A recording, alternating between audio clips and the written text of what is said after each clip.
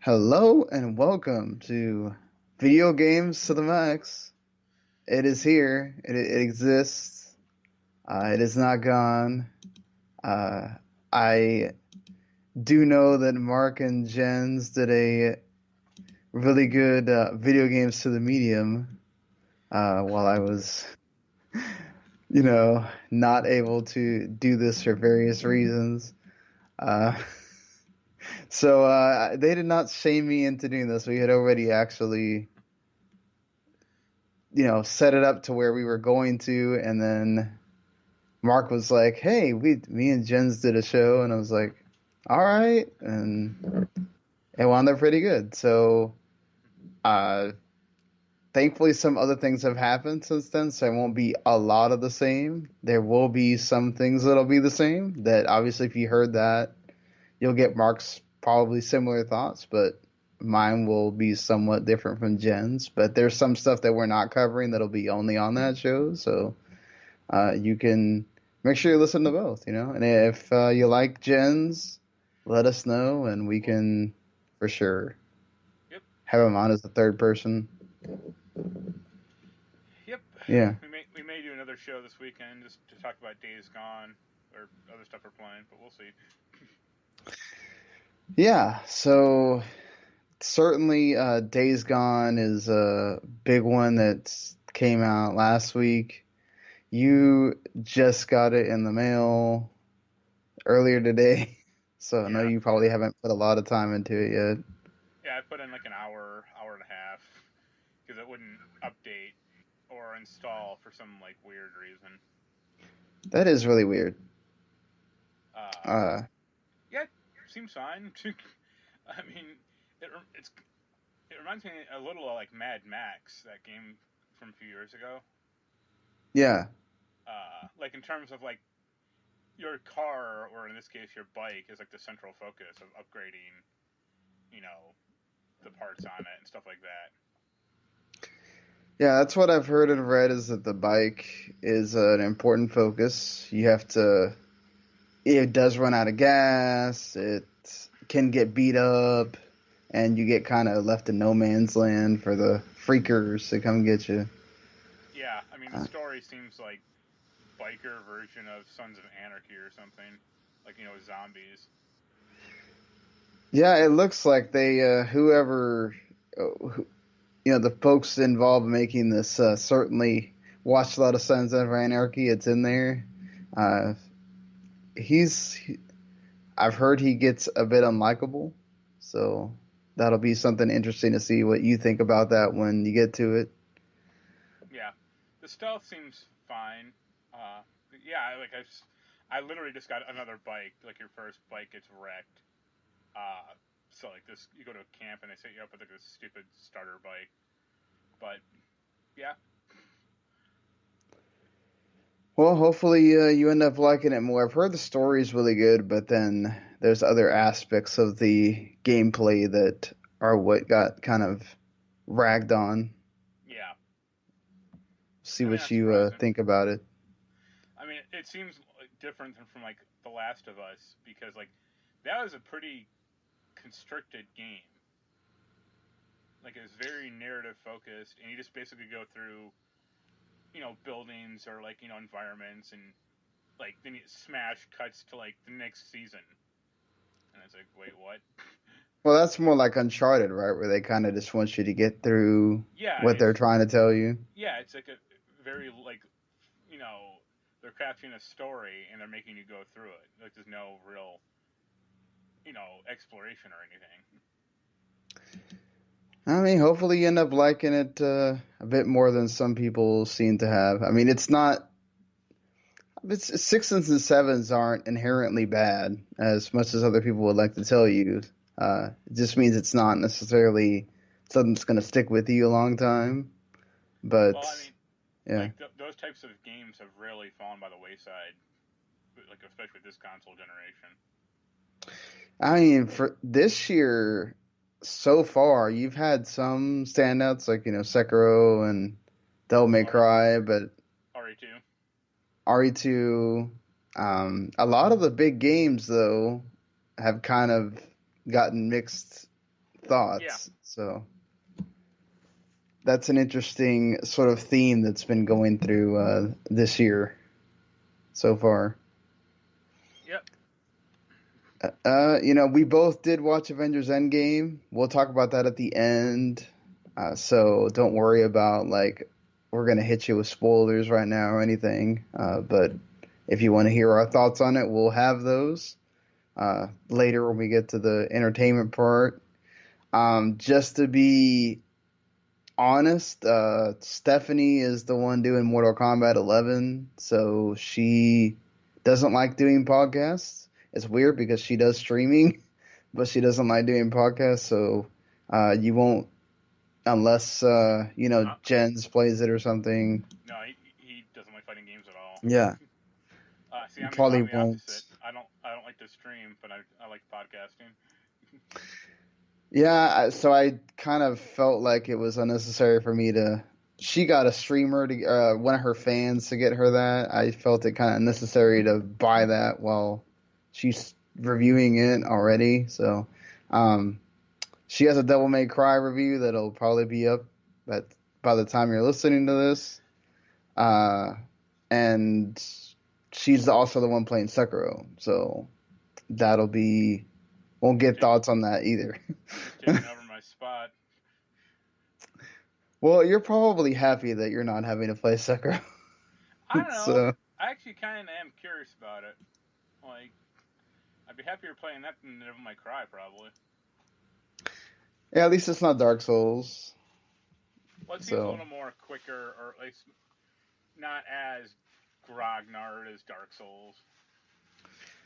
I think the main difference is that like you're not running around and stuff. You're having to be like in their face and Yeah. blocking and Well, like, everything. So, I played Neo with Jens, and that was all right.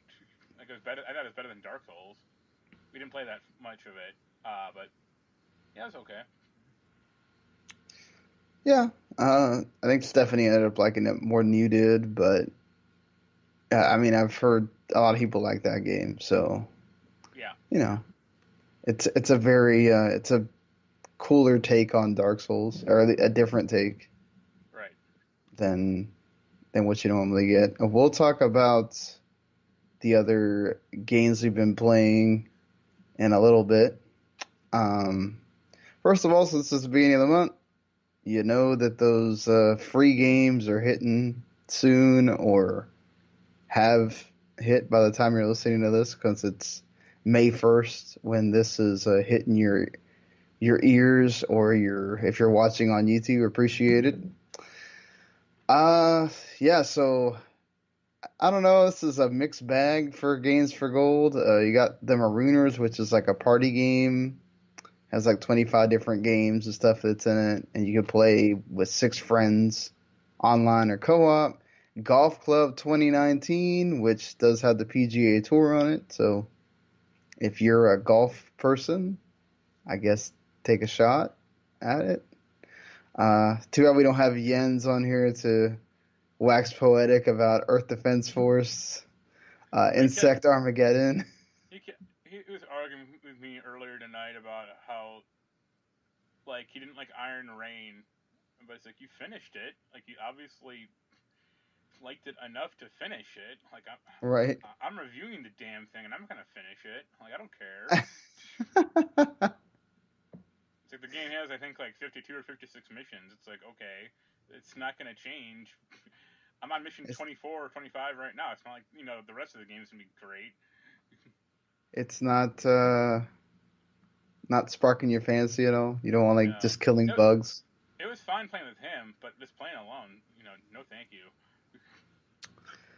Well, it's probably a game that's meant to play more with friends Yeah, like I than think by you could group yourself. up with 4 people, which would be good because the AI sucks with like your usual team.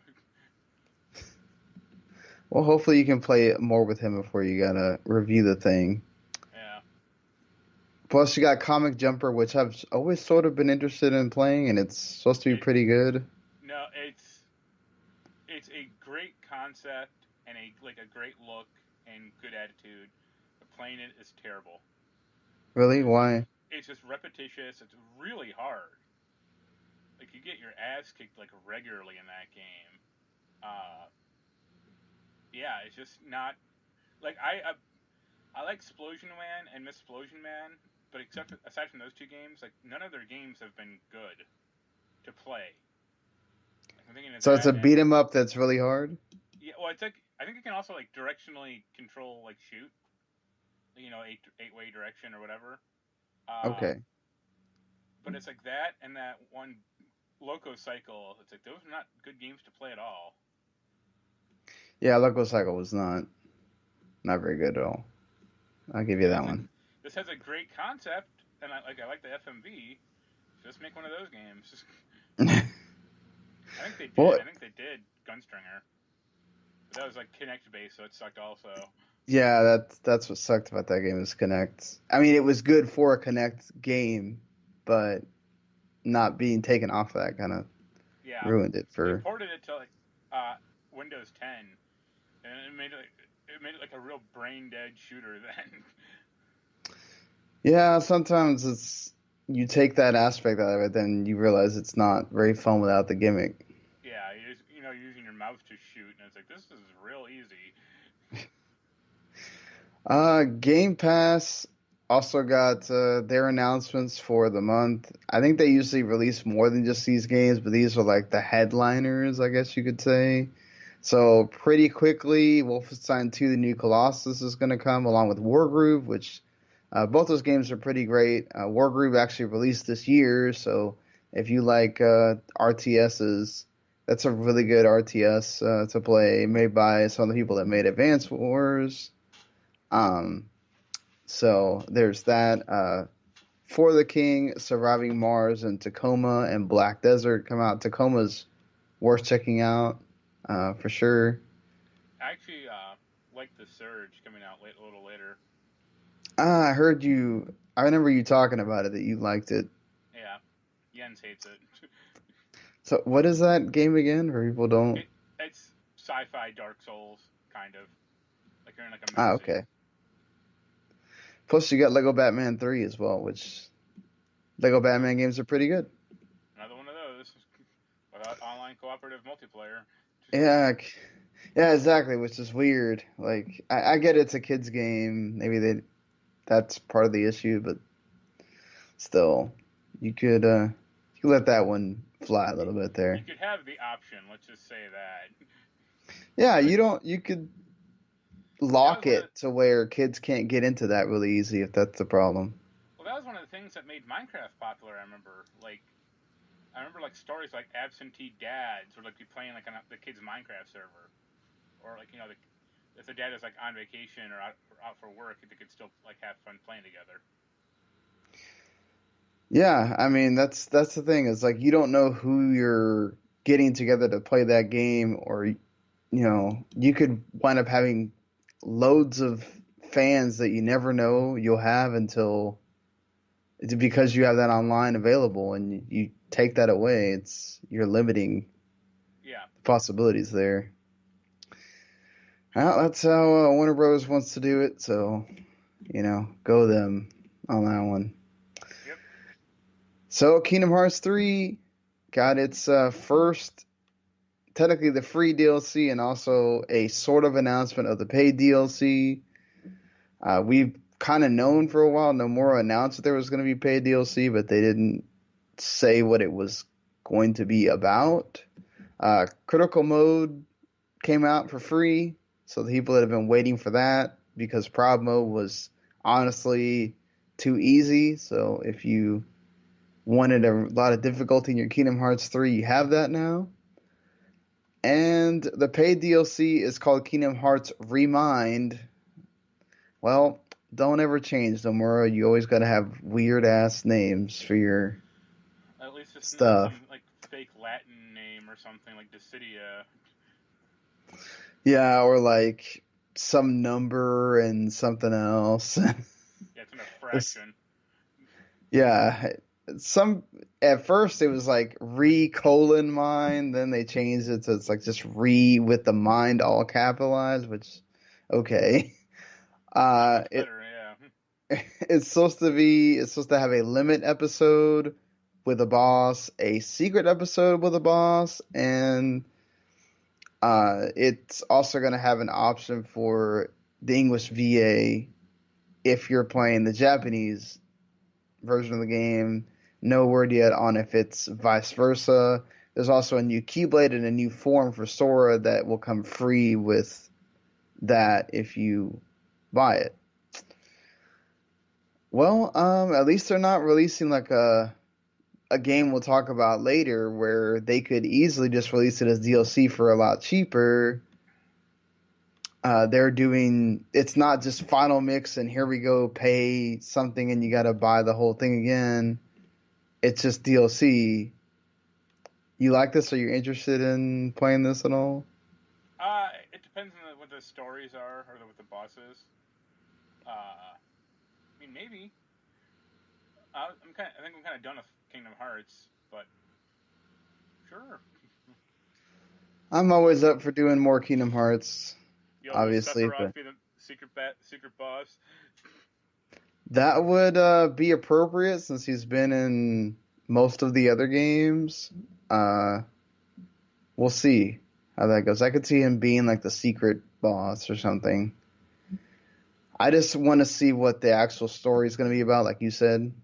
I think they made hints about it, and I can't remember exactly where he said they're going to be exploring in that. Um, I know if the fans had their choice, it might be the actually getting to play as Kyrie while she's training and doing other stuff, because that's one of my big hangups for Kingdom Hearts 3 was let's make a big deal about Kyrie training, and then She's I mean barely in it. she doesn't do anything. Like you don't get to see her beat up anyone. You don't get to see her like she comes to Sora's aid, but not in the way that you would think if you're training to use that Keyblade. She just does it in some like spirit way or whatever.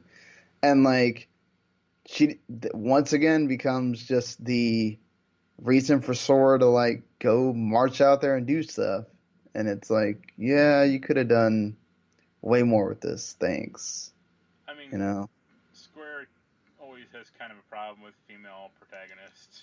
Well, you have Aqua, who's really cool, and then you can't even remotely get close to that with Kyrie, which is weird.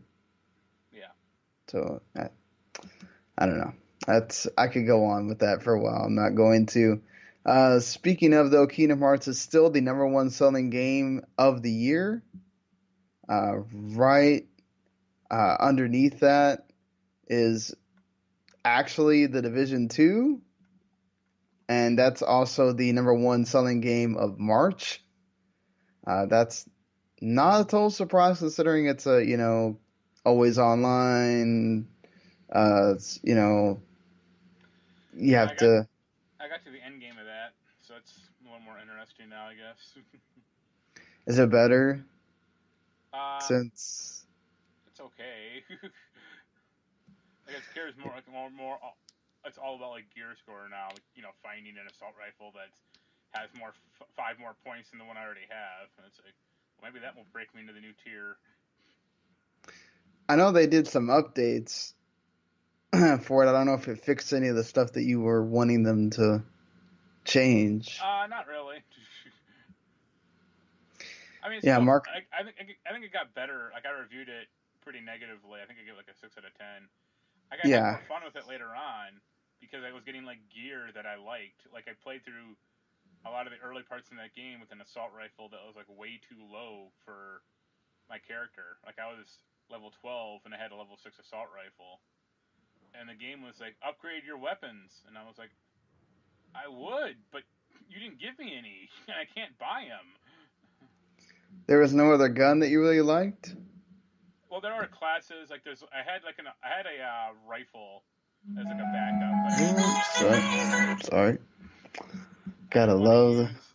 Yeah, I didn't want to use like a heavy machine gun or a Uzi or like there's like one. I think there's like one other type. It's like or shotgun. It's like no, I want an assault rifle, and you're refusing to give me any. So we have a problem. That's weird. Do you think they would make like upgrades for each type available if you don't Well, I want could it? have Yeah. crafted. I think I could have crafted one, but I didn't have the right materials, or like I was pretty weak at that point, or I didn't have anything. So it's like, all right, well, let's keep plugging along until something finally drops, and then it did, and I'm like, hey, this is fun now. But you said it's better with friends, right? Yeah, I did matchmake quite a bit later on, like with just random people, and you can blitz through some of those missions like real quick. Yeah, because it like auto levels you to the like nearest Well, level. it does some like weird, uh, like level. I wouldn't say leveling, but like level. It like averages it out kind of, or it scales. That's it. So like I did like one mission with like level 30 guys, and I was getting like level 28 gear, and I'm like level 8. I'm like, all right, I can't Can you use this use stuff. it? No, I couldn't. Oh, okay. Man.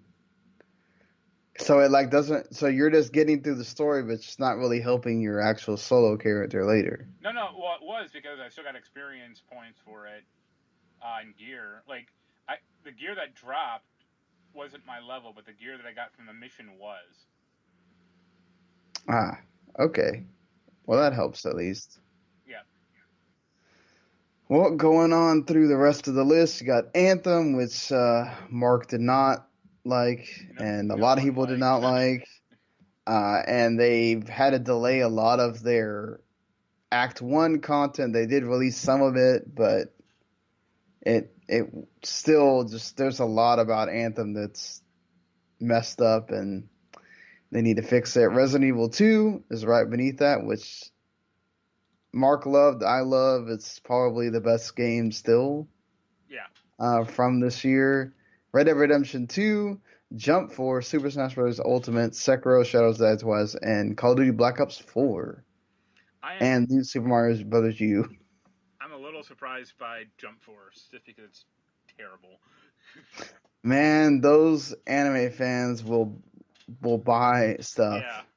Um, both of us didn't have to pay for it, thankfully, but you know, it's not like I got through some of the story, and now that I've like gotten through all of One Piece, I might go back and see if I enjoy playing with more of those characters. I took the DBZ route the first time because that was the series that I knew the most about.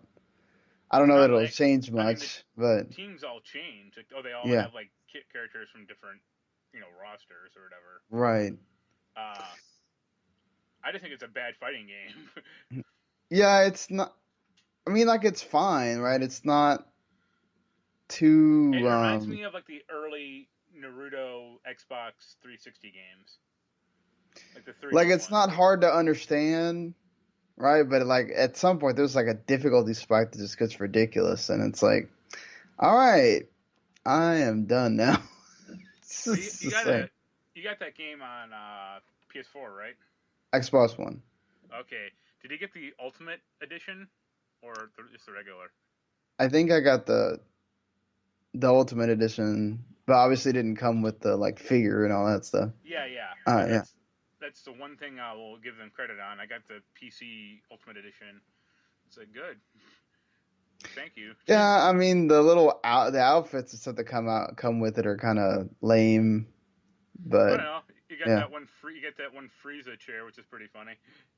yeah, that's I never used it because I didn't think it fit my character, but I yeah, I was wearing a cape and I was constantly clipping through the back, which always made me laugh. that's great. So this for March, it was the Division 2 Sekiro, MLB The Show 19, which that always does impressively well. Devil May Cry 5, Smash, Red Dead 2, NBA 2K19, Grand Theft Auto 5 is still chugging along. Yoshi's Crafted World and Call of Duty Black Ops 4. So, good for Yoshi that it's on there. It's super freaking easy, which is why I know it's not going to go down in price anytime soon, but it's not. It's why I've not.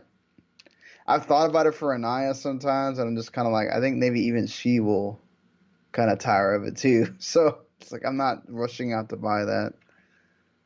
Get her I guess if Sekiro. she was younger, maybe. No,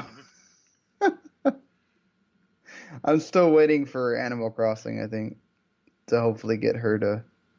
I'm also scared because then I might lose my Switch for a while, but I'd kind of want to see her playing something Well, off the I mean, how PC. often are you? I mean, you're using your Switch to play Final Fantasy X.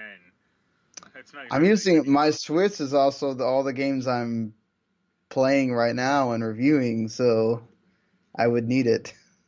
Thankfully, that Yeah, game's not coming out for a while, but yeah, it's off. yeah. You know, you have a few more months. I still don't get Nintendo's schedule. Like, let's not release almost anything for the first half of the year and then frickin' make everything towards the back half.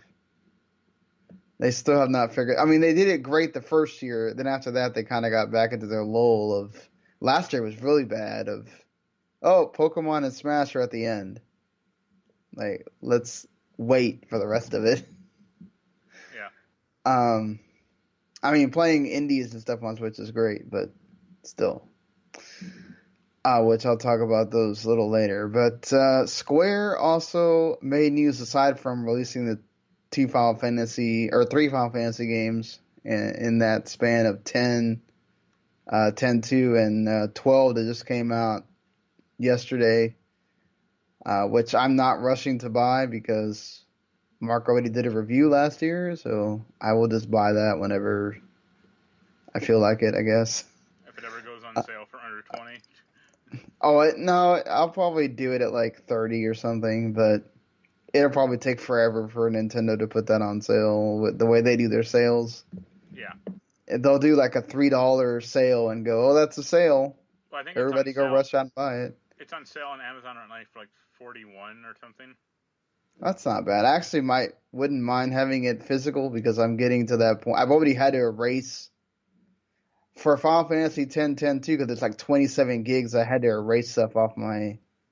Uh, I have a 200 gig SD card. I had to erase stuff off of it to be able to download that. Get a bigger one, man. I guess now that they do the save game transfer, I could. I was waiting to see if they would do that because I figured just doing cloud saves was going to be a problem. Square is interestingly taking the Sony spot for E3. I wonder if that means they actually have something important to show, or they're just doing it to do it. They're gonna. It's just gonna be an hour-long trailer or gameplay demo of The Quiet Man 2. Oh God, shoot me now, please. I will be watching that with like something else on in the background because Quiet. You know what? Quiet Man 1 was interesting when they showed it, and then the game comes out and it's awful, and now I don't. I hope they're just done with that. You think finally get the Avengers? It'd be nice. Like they announced that game 2 years ago, and they've I shown feel like nothing it's for it. later. Yeah, we have nothing. We'd like to have nothing about that game at all. And we've seen what the Iron Man VR thing showed up. The Marvel Ultimate Alliance 3 has a release date.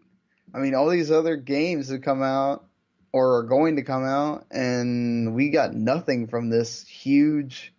And maybe they had to wait for Endgame to come out for them to be able to I mean, I say doubt it. anything. I don't think it's gonna be that related to that. That movie. Yeah, probably not, especially because it's what like a lot of the stuff that they would have been doing for it is what 3 years old. Even Infinity War might be old by the time Yeah. that's out there. So yeah, I mean, depending on if they even got the voices for the I doubt that. characters. This is like. I mean, they probably got like the cheaper ones, like Sebastian Stan or Anthony Mackie, but not Chris Evans, Robert Downey Jr., which they should.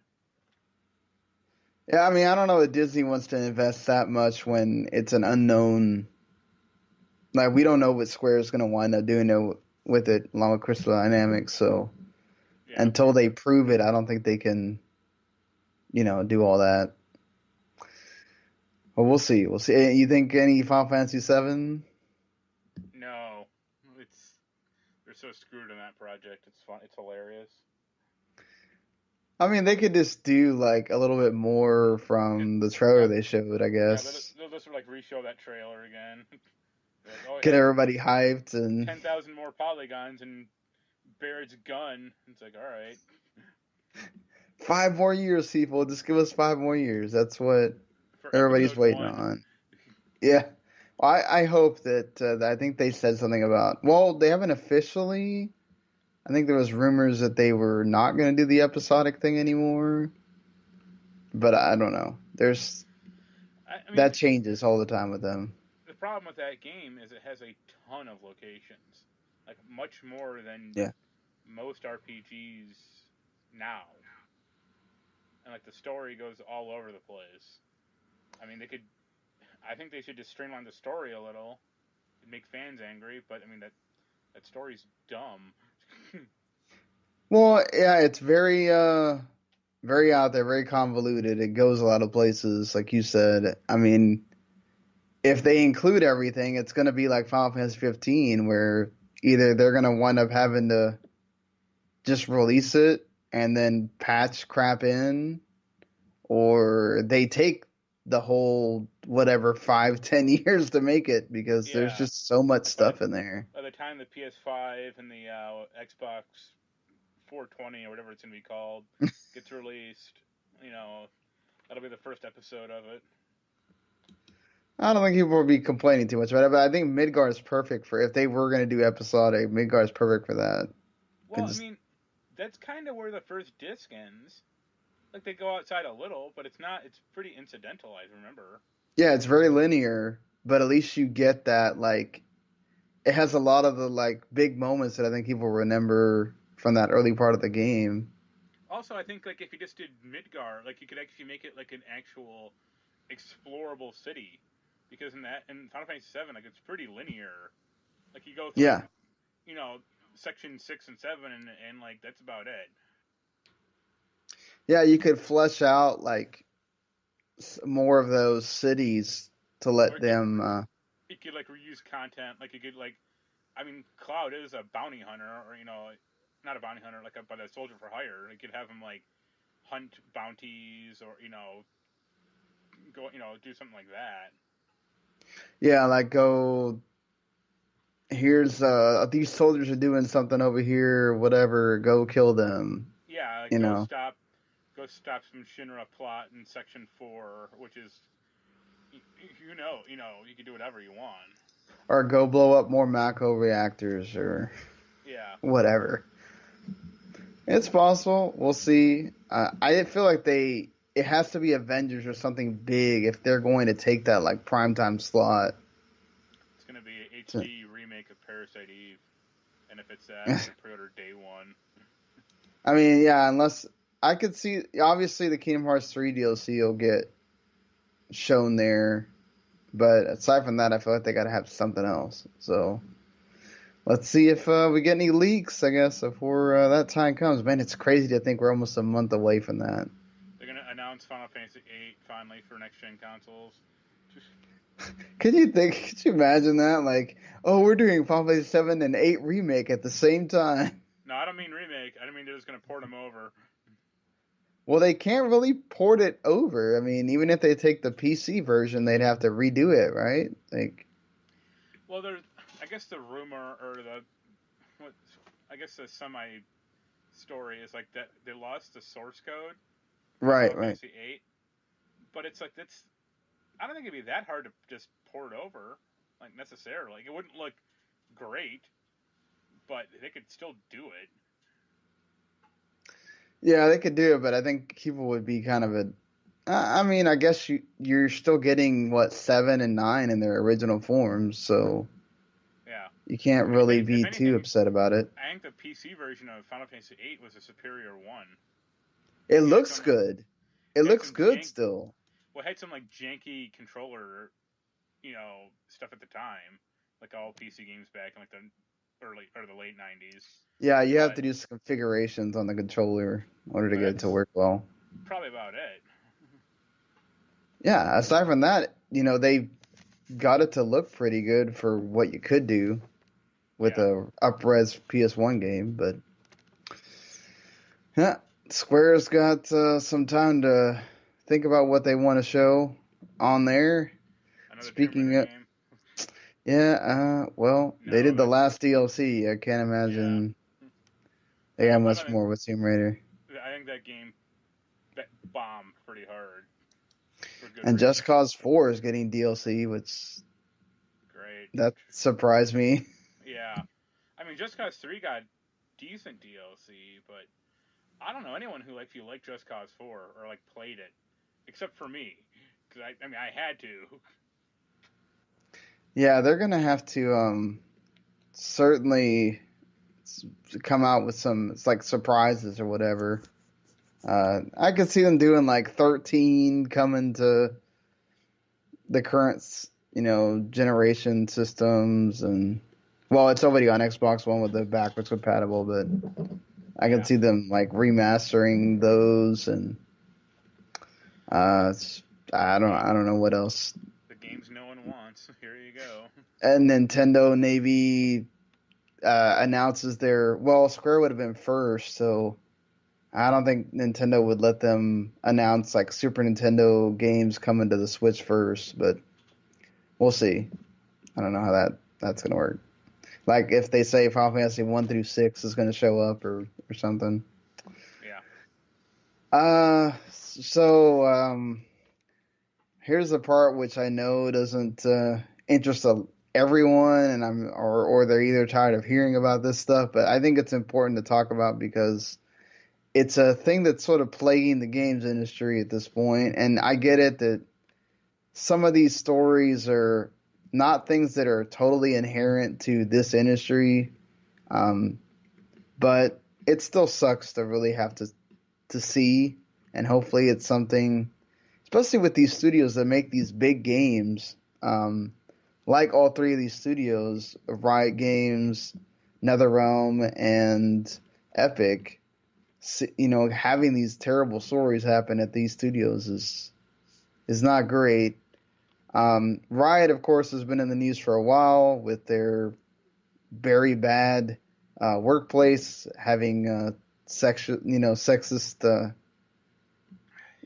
COOs even, and just really bad harassment issues and all this other stuff.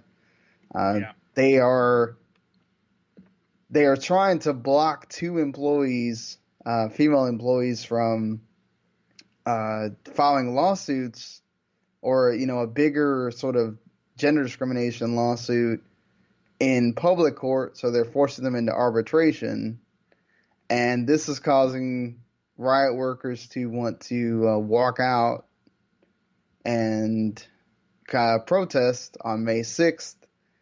We don't know how big the walkout is. Apparently, there's some workers that because of that, they don't want to do the walkout because, it could also lead to them getting fired. But I don't know. What do you think about this? Riot just makes an apology the first time Kotaku made that report, and then they kind of just don't say anything. And this kind of seems to go against whatever they were trying to do in the first place. Like, Well, it's funny when that report about Riot came out. I think it was like last year. I actually had a female friend who worked at Riot. I kind of, surreptitiously asked her, and she was like, "I mean, I haven't experienced like anything like that. I believe her, but I mean, that's a big company, and yeah, it probably is being, run. It's kind of like a, shitty frat club or like a guys club or something. Like it wouldn't surprise me.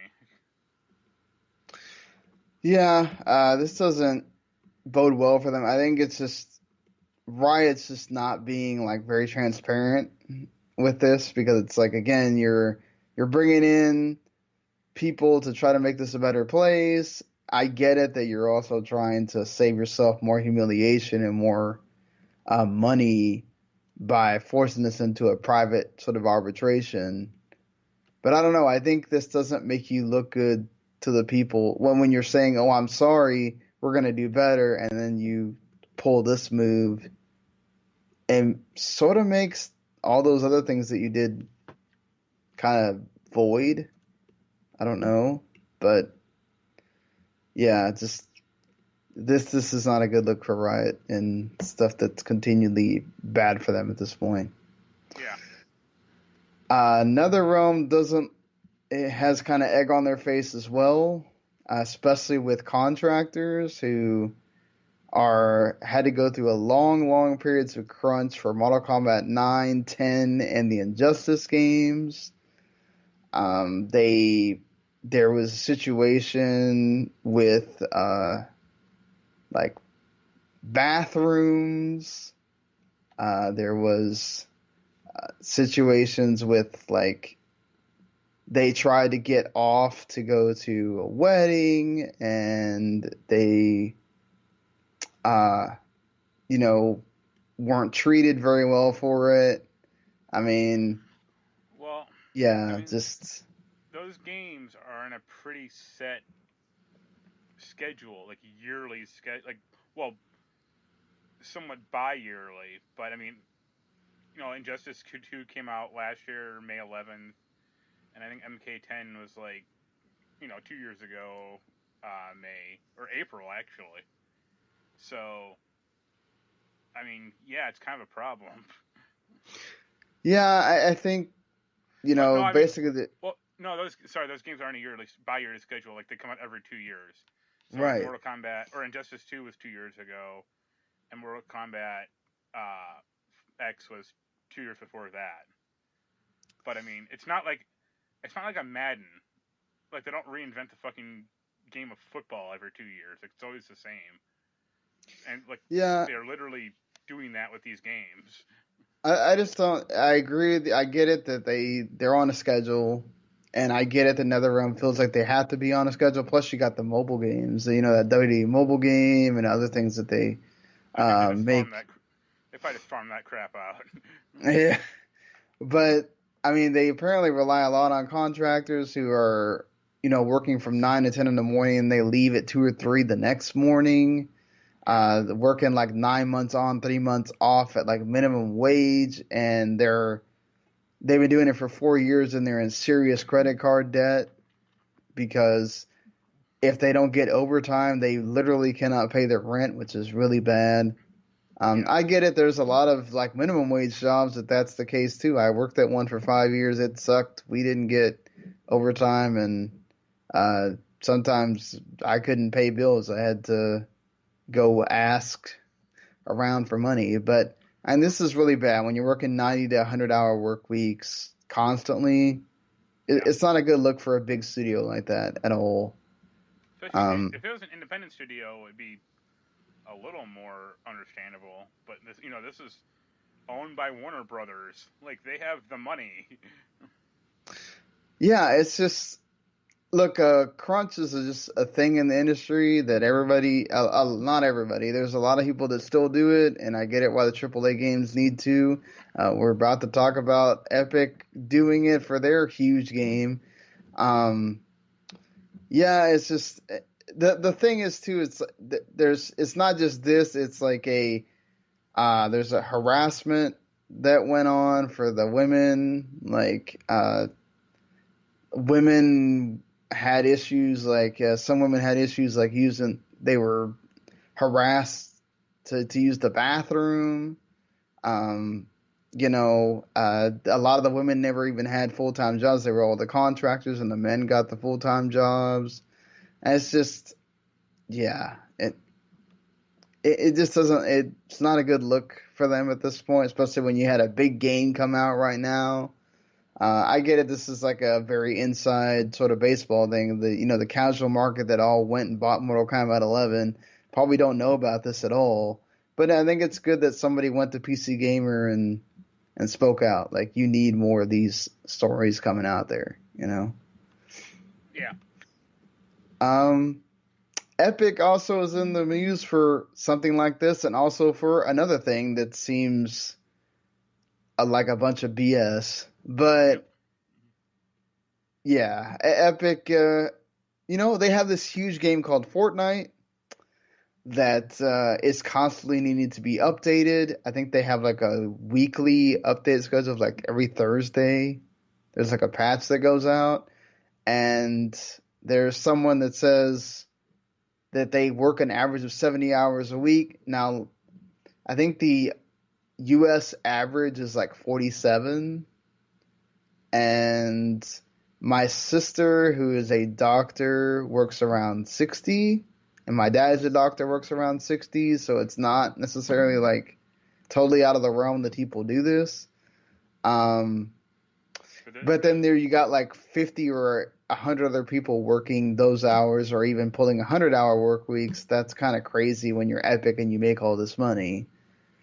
I don't know. Maybe you need to take more time off from updating Fortnite that much. I mean, there's also other things that Epic are doing, like their store and all that. But I don't know. This seems not great when you're trying to get in the news for other supposedly developer-friendly things like Epic is. Yeah. I mean, it's kind of a shamble, but I think Epic or Fortnite does need to slow down a little. Like, they keep having events and stupid crap like that, and it's like, you are the biggest game in the market, or at least one of them. Like, it's not going to kill you to have like a bi-weekly update schedule, or update every 2 weeks or something like that. Like, yeah, I think part of it is just also, I mean, the Avengers one made sense, right? Avengers just came out. You need to like take advantage of that, whatever. But I mean, they've also got Apex kind of biting at their heels too, so they probably might feel the push to need to constantly be doing something new. I think they said that Apex is like Twitch following or whatever is like way down. And it's like, if that's how you judge the metric of a game, this whole industry is doomed. Yeah, it's not great. I mean, that's how they're judging, what content creators are important, and now content creators are a lot of times getting more stuff than press because they're getting way more attention, to your game. Well, I mean, she didn't get it through, NetherRealm or WB, but Steph got a review code from one of her fans, and you and I didn't. Right. Adam didn't either. So. Yeah, it definitely helps when you are in that public eye and you can make that contact and show, hey, I've got all these people following me. You just had a certain streamer that he live streamed himself getting arrested and had like almost 20,000 views for it. Like, that's insane. That's a good use of your time, I guess. But I don't know. It just says something about his following, like that. He's just it's a really bad thing that's happening to him, but still, it's like he's getting that attention just from that. Imagine when he plays a game, I'm sure it's even more. That said, this isn't a great look for Epic. I think they said something about they're going to go on some kind of vacation two times a year, which I don't even think that's great. I think at least with Respawn, they said that they're not going to be doing updates as much as Fortnite because they want to take care of their workers, and I think that's great.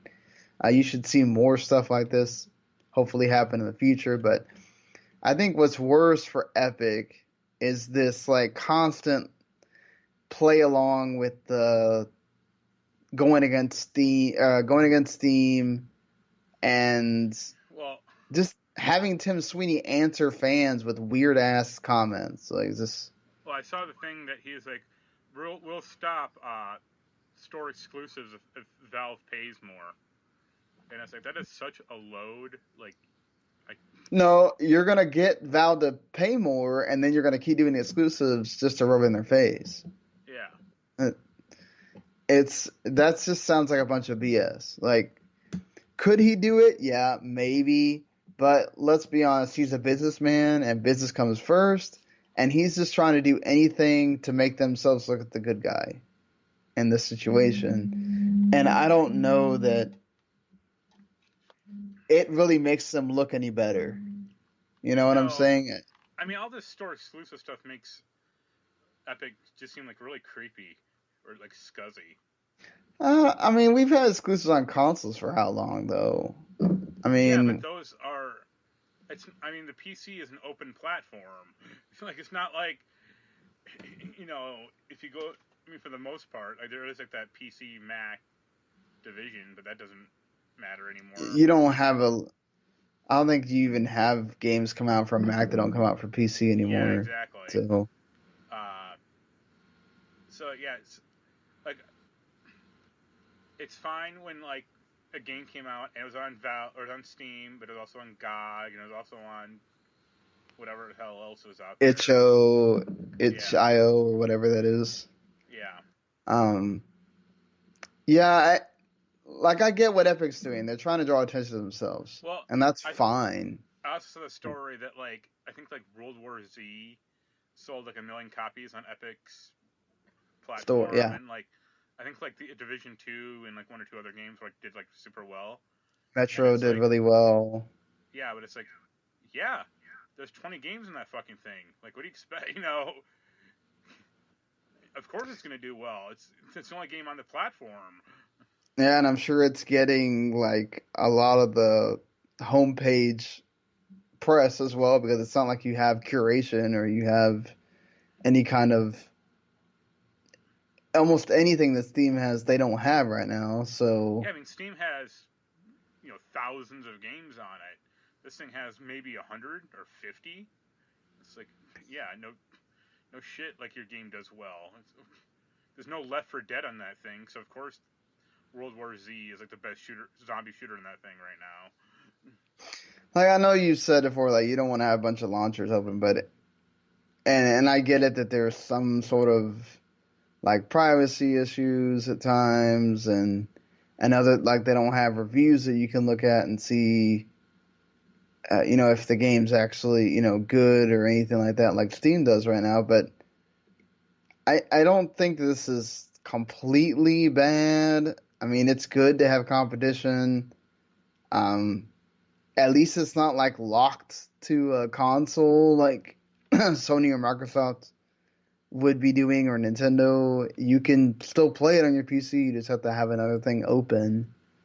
Yeah. Um, so it's not the worst thing ever. It's just it's not all on Steam, and I know that sucks for people that really want that, and I get that. But I don't know. Maybe it'll make Valve make some changes they need to make, or maybe it doesn't. I don't know. Maybe it eventually fizzles out for Epic. Um, we've seen stores go down in the past, so it's not out of the realm that Well, this I mean, dies too. Epic, has all the money except for Valve, so believe me, it'll stay around I wonder forever. what would happen though if Fortnite suddenly crashed though. Well, Epic is 40% owned by Tencent, and they are the biggest video game company. So Yeah, they probably just buy more of Epic and then take it over. which probably wouldn't. I don't know. And then also, That wouldn't necessarily be all roses either. well, Epic also owns like the Unreal game engine. So Yeah, that's true. That's what helps them is that they have all these people making games with their engines, so they get paid through that. Borderlands 3 is also, which I'm not going to talk about here because they're about to do their big ass gameplay reveal today. So we'll yo, talk about more about it on the next show. you shoot But shit and you have abilities. The end. I do think it's cool that they're using some of the Tales from the Borderlands people. Yeah, well, except for like the main voice actor of Reese, like Yeah, him and Randy Pitchford got in a Twitter's like bitch fight yeah. about Randy it. Pitchford Go needs to away. stop it. Yeah, he's also been in the. I mean, like I get it, right? Like people went and review bombed your game unfair or your games unfairly on Steam after getting the announcement of the 6 month store exclusive for Epic. That's really stupid, and people need to stop doing that. Good thing Valve installed the thing that like makes it to where it doesn't matter. But Well, I saw like you know, him comment like, "Oh, Valve isn't going to be around in 5 or 10 years. Or Steam won't be there." And it's like, I don't know about that. I'd be more worried about your company than Valve. Yeah, I mean, I don't think we have to worry about Borderlands 3. They're getting a lot of press, at least hype for their game right now. Coming out September 13th, which I, I mean, I got a it's just going to be more of the same. Yeah, well, that's what it's been long enough to where I think that's what people want right now. They just want more Borderlands. The gameplay, sure, but the story and the attitude is what really turns me off about that game.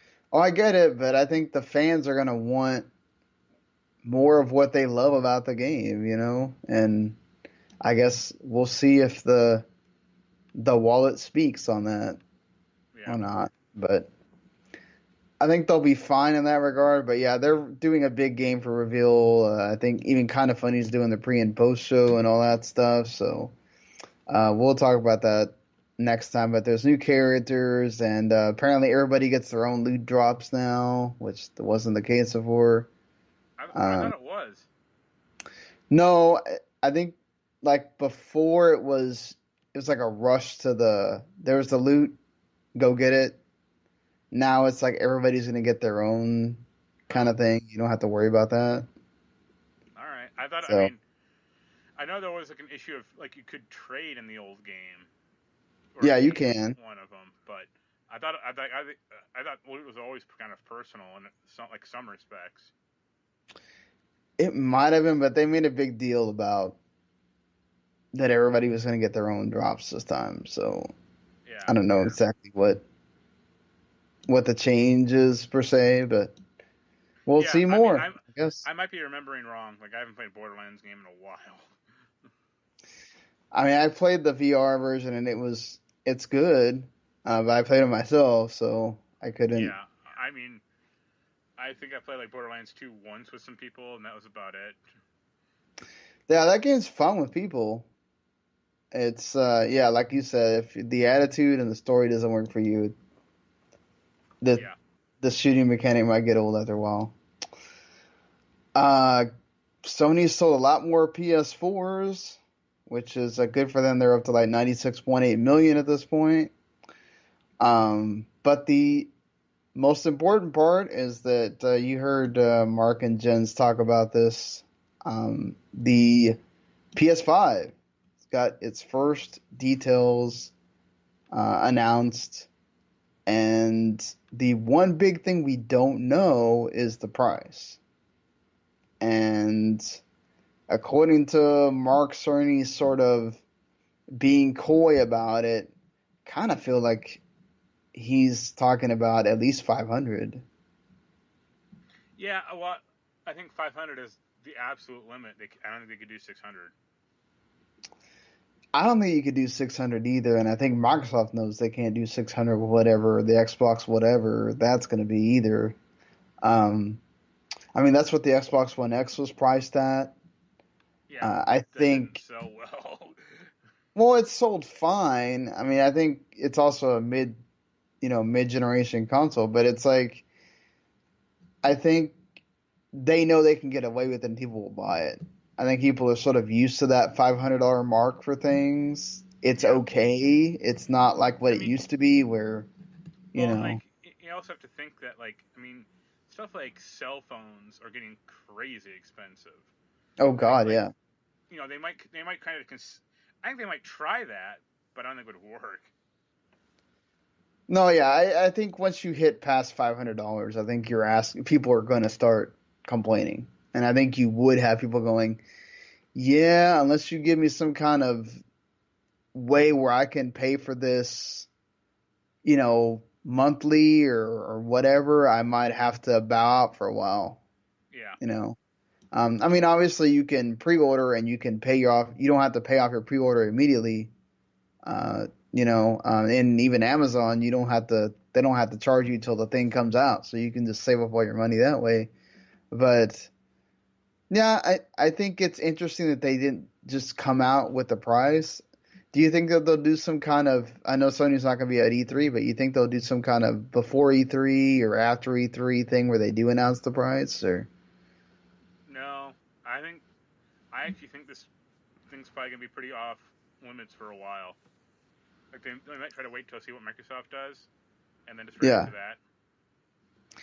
they could do that as well, right? Because something we'll talk about in a little bit. Microsoft's kind of hedging their bets on other things besides just having a box, and doesn't seem like Sony's doing that. So that could be something that they're waiting to be able to pounce on, and kind of like they did with the PS4, go, oh yeah, all we do is play games. And, you can still do all your streaming stuff or whatever, but you don't have to worry about us trying to stream a game or anything like that. It's there if you want it, right? Because PS Now has gotten way better as the generation's gone on. But, that's not going to be the main thing we're going to be driving you towards. I mean, like, it's obviously going to have the flops and the AMD's Risen thing and the Navi core and all that stuff. A lot of talk about ray tracing. You guys kind of talked about that. Yeah. Personally, I don't think ray tracing is going to be there until whatever the PS5.5 is. I don't think it's going to be there out of the box. They're not going to have a lot of games that are going to really be able to do that on console. I think that's sort of a thing for the future kind of thing. I think they might have it, but I think it's just going to be a pretty needless feature, like a pretty. It's like, all right, I guess, feature. Like, I don't think most people don't care. Right? No, they don't. If a game came out tomorrow, and on the box said ray tracing, 9 out of 10 people go like, "What's that?" Right, like if you have the two comparisons side by side, you'd be able to tell. Yeah, but most people don't. Right. It's the same difference between like if you walk into a Best Buy and you see like a 1080p TV and like a 1080i TV. It's like, Right. oh, okay. Or even like some 4K TVs to a 1080p, you're not going to be able to tell the difference until you see the 4K TV like do the motion thing, and some of them don't do that. Like I have the 4K TV that's sitting right next to me doesn't do it because apparently I had to get into the 55 range for it to do the thing where it motion blurs and all that, which is the one in the living room. But still, like, I just think people are like way too hung up on like resolution or like gimmicky, crap like ray tracing or 8K, like, yeah. really? We've barely gotten. I don't think we have the amount of people that are into 4K right now to be talking Well, about 8K. I mean, it's like every few years they have to introduce some remember a few years ago when it was like 3D TVs? Yeah. Yeah, that worked out super well, didn't it? Yeah, so many people wanted those 3D TVs. Then it became 4K, and now it's going to be 8K in a few years, and it's like, yeah, I'm good. Like 4K made sense, right? Because they started making movies in 4K, and they're making those 4K UHD Blu-rays or whatever, and that's seeming to take off. Keeps buying. Yeah, I chose not to because I was like, it's a $10 increase, and I don't really think I'm gonna get a lot out of it. So I got the 4K upscale, and it's fine. Like, If they're gonna bring something back, or if they're gonna introduce something new, bring back Smell-O-Vision. I want to play Days that would Gone. be I interesting. want to play Days Gone with the breathing mask on my face. I can smell the gasoline when I play it. Or the tire smell. Yeah, burning rubber. Yeah. Or the burning flesh of the freakers dying or whatever. Yeah, let's just have all that in there. It's gonna be like that TV in Back to the Future 2 when they go to his house and he's like, I want to see channels 7, 18, 105, 500, and 684 all at once. Yeah, let's just have all that happen. They're gonna have all these cool features that you didn't know you wanted. But I do think people need to be thinking about that and not be too surprised especially with the SSD in there. And if it really does that example that they showed with Spider-Man, it goes from a 15-second load time to less than 1 second. See, I think that's cool, but I think the problem with the SSD is like upgradability. Like, right. I mean, it's a 1 terabyte SSD, that's fine, but I mean, is it going to be the same form factor as it is now, or is it going to be like an M2 drive? And if it is, can you You don't think it can you would still? be like a computer where they have the SSD and then there's a different hard drive No, that's where you I store all the stuff? I like they made it seem like it's just going to be like a straight SSD. Like everything's gonna run off that? Yeah, and SSDs are cheaper now. Like you could theoretically do like a 1 terabyte SSD. I mean, pretty. But those Not, are still not that cheap though. well, like that depends on the format. Like an actual like laptop SSD is pretty cheap, but the M2 SSD isn't. Uh, Right. like is it same upgradability as like the PS4, which is what I did, and I think you did too. Yeah. I mean, I would appreciate if they'd allow you to have the external out of the box like Microsoft did, I mean, they or could do well, both. relatively. I think the problem with that then would be the like speed, like it'd be the speed issue because if having to run off a slower USB 3.1 or 3.0 cable, or But connector. then that's your choice, right? If you want to, you make that decision about whether you care about that or not. Yeah, You know, I mean, granted, they could say, "Well, we can't support it because it would ruin, like, it would mess with the games or whatever." But I don't know. They could make it work maybe. if they want to. I think the interesting thing too is backwards compatibility. Now that you have a similar architecture between the PS4 and PS5, I think that makes it to where you could certainly see that happen. I People think would really like that. I think it definitely is going to happen, at least with PS4. And there was that one, copy or patent thing that Cerny made that he found out a way to do it all like the previous generations too. We'll see. I'm still a bit skeptical about that because they made such a big deal about the cell processor of the PS3 causing a problem where they couldn't do it. And, I mean, yeah, but uh, it's now at least 3 or 4 CPU generations ahead of that, so cracking that thing open might not be that hard anymore. true, I mean, they are it's like possible. getting PS3 emulators working on PC now, so I mean, Microsoft touts that people apparently do I use think it's their backwards compatibility a lot, I think it's a good but value, and especially for this generation. Like I have a ton of PS4 games, same as but you. I think this is also another thing that they could use to justify bumping up the price too. Yeah, or they could have like they could do what they did with the PS3, like have like a fully backward compatible model and then like a half-assed one. Yeah, that too. I really am happy to hear about the PSVR is going to be backwards Like, compatible too, because that was one thing I was worried about with when I bought it was, well, are they going to just make this obsolete really quickly? I mean, I'm sure they'll have like a new version or a better version coming out eventually. If But they have a wireless version, that's where I'm kind of be like, God damn it.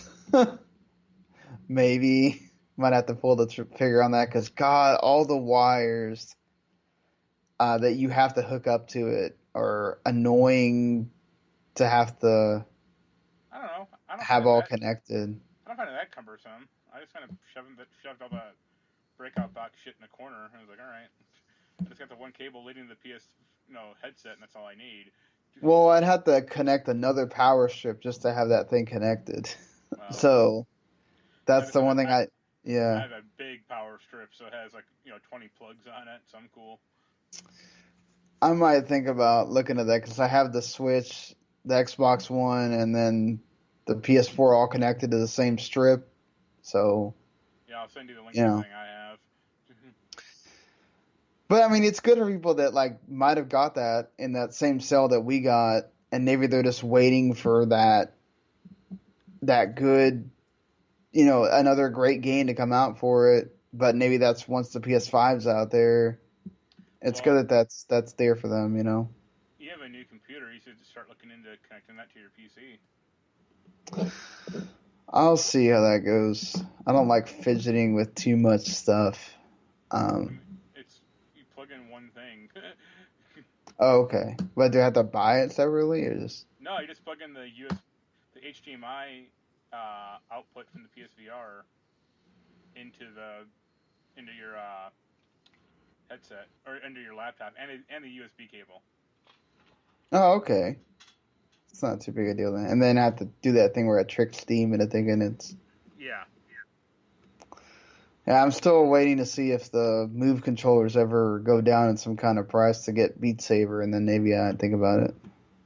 Yeah. Because I really haven't played much of my PSVR after Yeah. we got through the games from last year. I actually just bought a PSVR adapter program, like a driver for Steam, to make it easier to play stuff.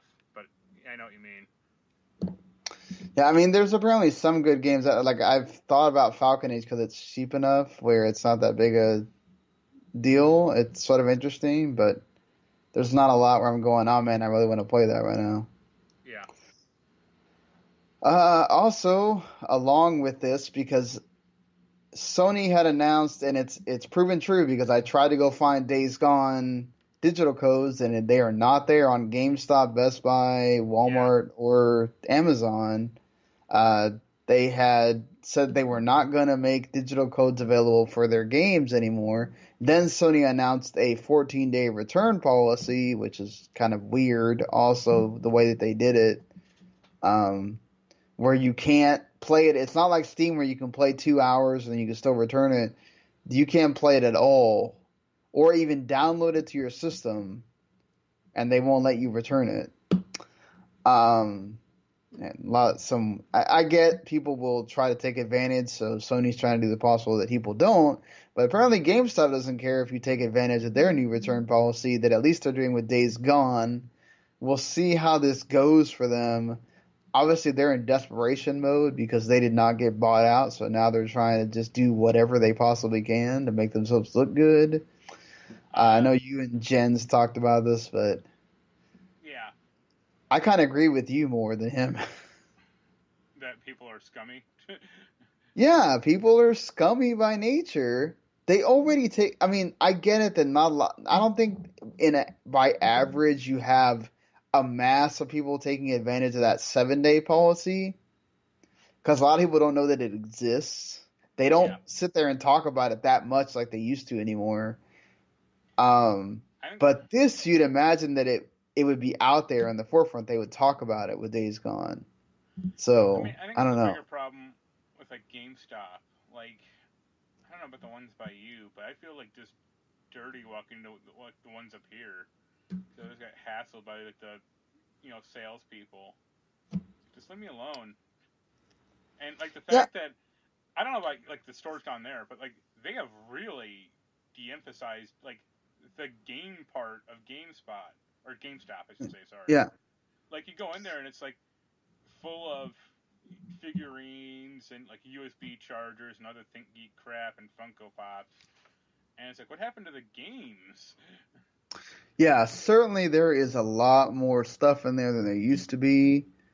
I go into mine, and I think it's also because actually I technically have a pre-order for a pop that I need to go get tomorrow. But like, because they know I go in there for stuff other than games, they tend to not hassle me as much, I think, as other people.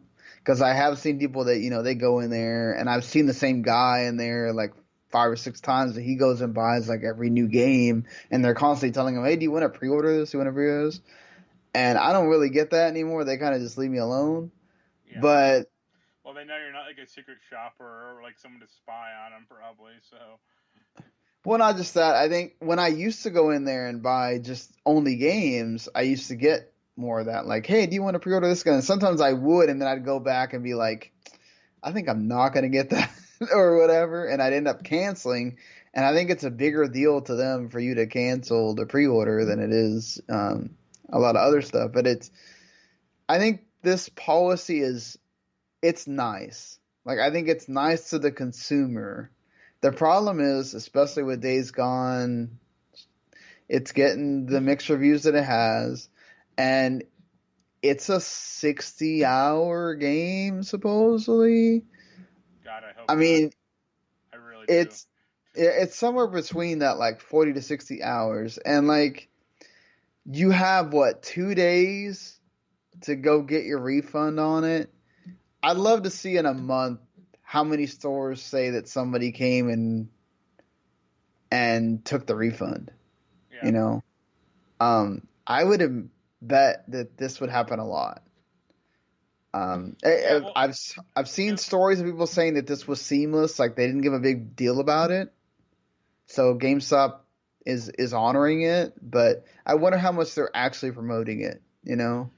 well, it's like I said, if it was some, huge AAA 95 or 100% reviewed game, then no one would take advantage of it. But Right. if it's a game that's middling or has issues, then sure, I can see people playing like a day's worth or whatever and saying screw this, or I don't want to play it, and it's like, all right, well, I can save that credit to get something else I want later on, or to get some Power Ranger toy there.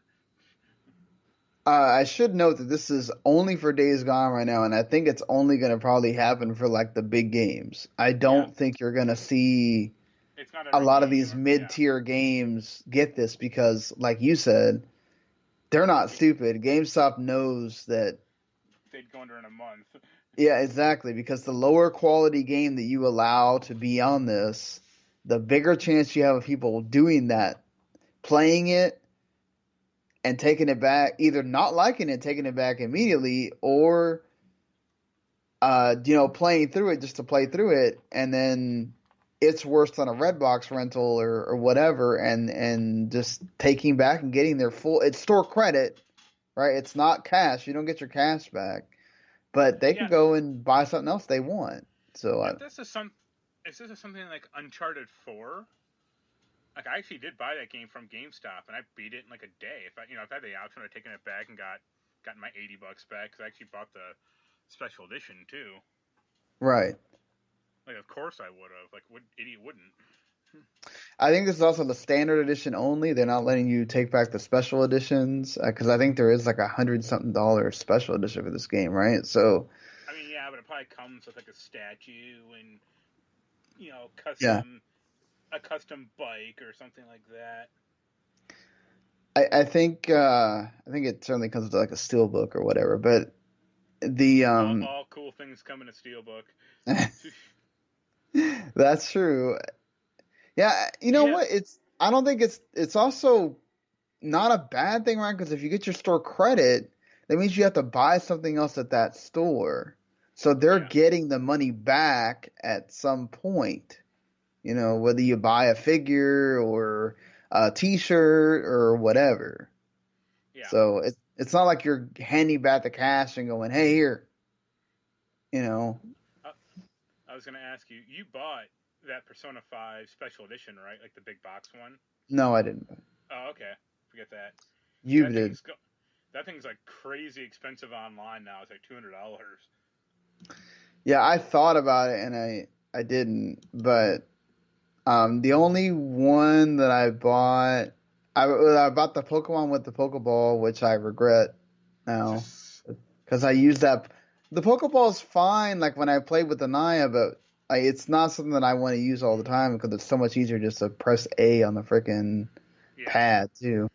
You But got that Mew. yeah, yeah, I did get Mew.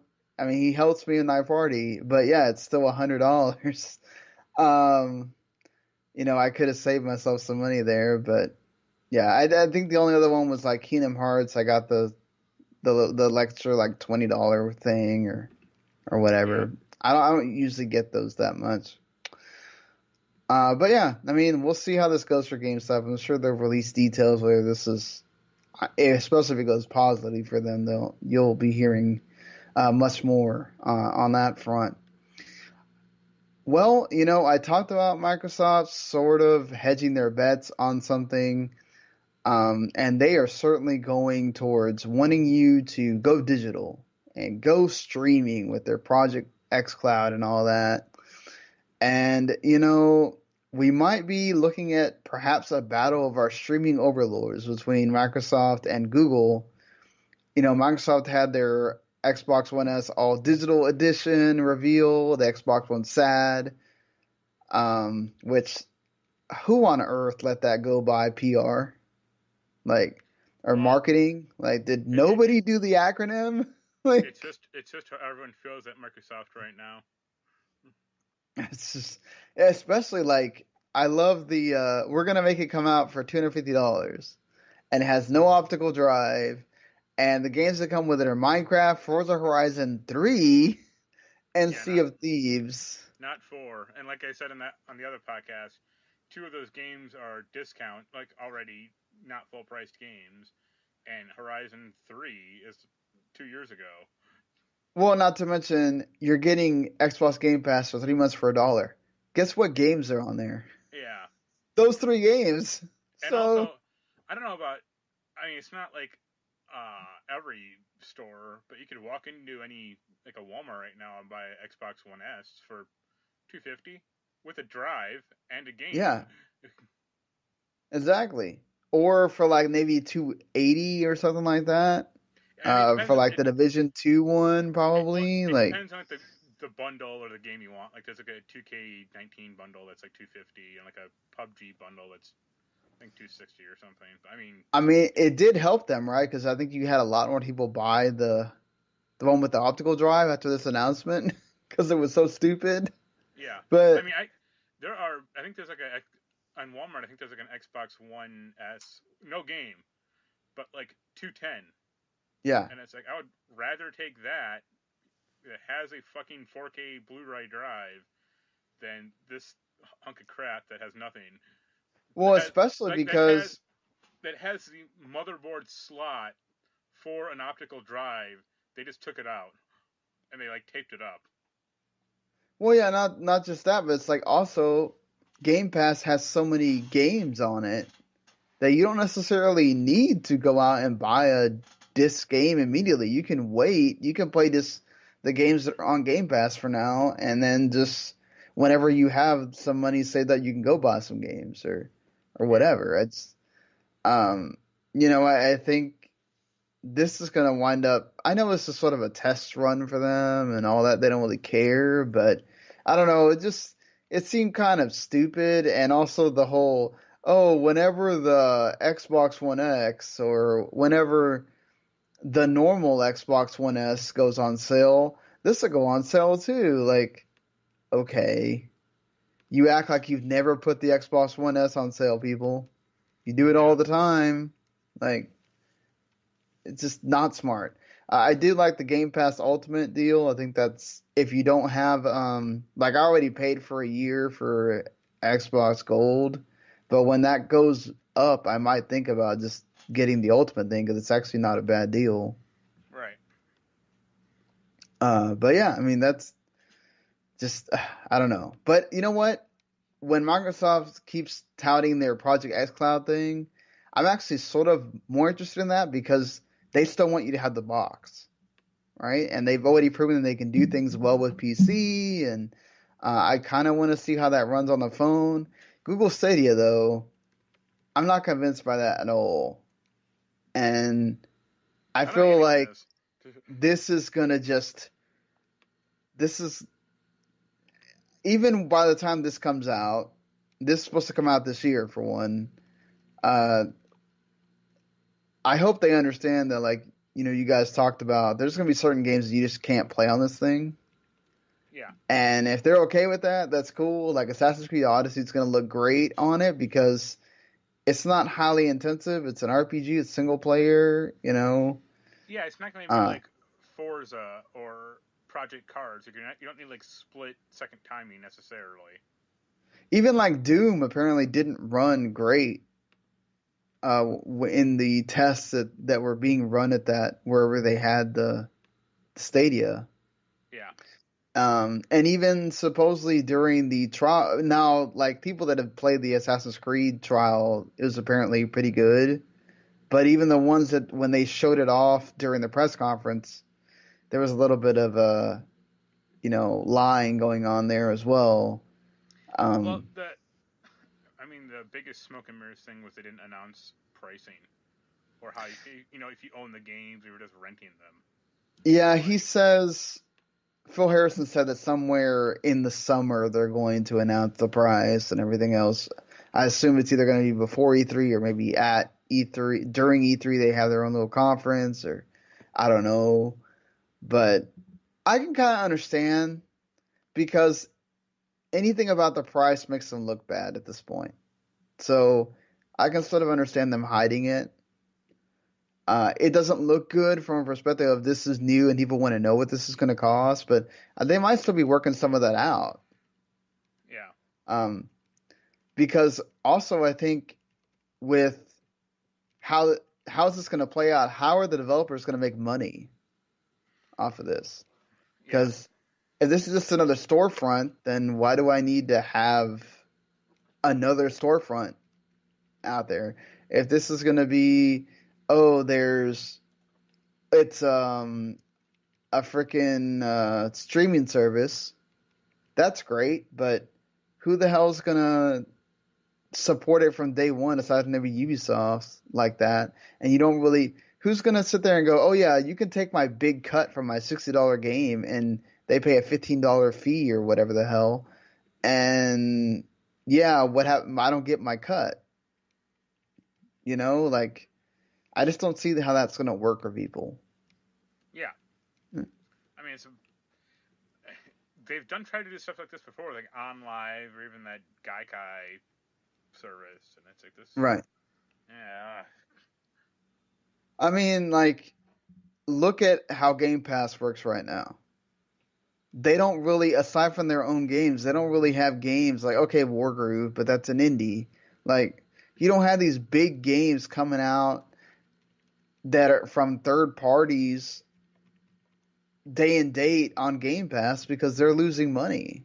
They know people aren't going to go buy the. Now, there are people that go and buy the game anyway, but there's a lot of people that will just keep it on Game Pass and they lose that money there. So Yeah. I don't know. I just don't. Like you said, there's questions, obviously, but I think it's a bigger question of, okay, when the hell are we going to see games from this first party studio that Jade Raymond is leading? And are they going to be good enough to warrant anybody owning a Stadia, buying that controller so you can play Wi-Fi? Well, I think they might have said that you can use any controller within reason. Yeah, you can, but I think like the only way you can play on your TV is with that controller. Yeah. You can't play with another controller on your TV. So you can play on your PC or your phone, but if you want to play on your TV for Google Stadia, you got to buy their freaking controller. So there's $60 right there, plus whatever price they're charging.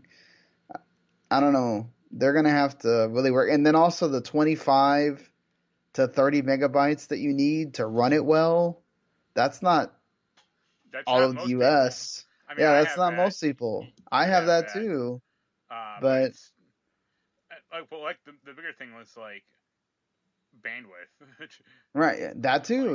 If you don't have unlimited data, there goes your data cap. Yeah. I don't know. This might be something that works like if 5G ever happens, where it actually comes out for the consumer, and the ISPs don't try to massively control it, which I don't see how that works. You know, that would have to be with politics and all that, but it's just like, I don't know. This doesn't seem like it's a good idea. Sony and Microsoft can do it because they have their own box. Google's not doing a box at all, and this is their thing. And I think this is great to get people, casuals that have great internet, if they can do it, into gaming. If that price is right? If this is a streaming service or if this is just a storefront, but I don't know. I don't think this is going to work as well as he thinks it does. Well, let's say it was a storefront. Like, what would you rather do? Buy a game on Steam or buy a game on Google? Not to mention, like you guys talked about, Google has a really bad habit of just abandoning stuff. Yeah. Like, how do you know you buy a game and then it goes away in like 2 months and there goes your game? If they did that, I'd be like, either send me a Steam code or refund my money now. Yeah, it's like you don't know how there's going to be any kind of preservation for your game or anything like that. It's just, it doesn't bode well for, that thing at all. Yeah.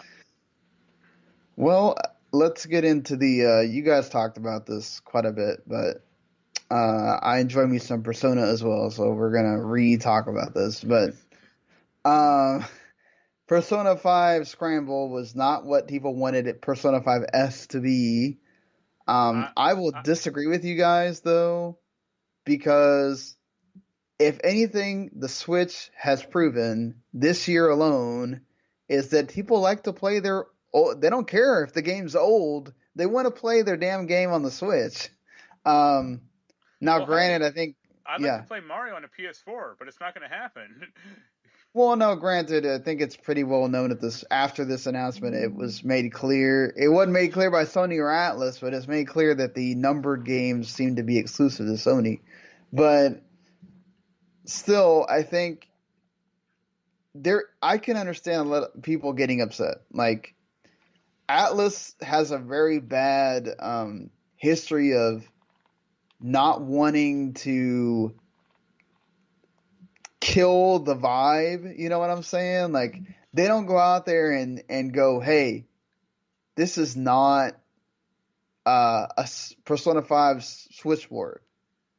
They could have immediately come out and just said that, right? So people don't get all hyped. Um, it's amazing because they allow it with bad PR too. When the stuff was going on with the bad press for Catherine, they didn't come out and say anything either. They just let that thing be there, and everybody's saying bad crap about Catherine, and they don't say anything.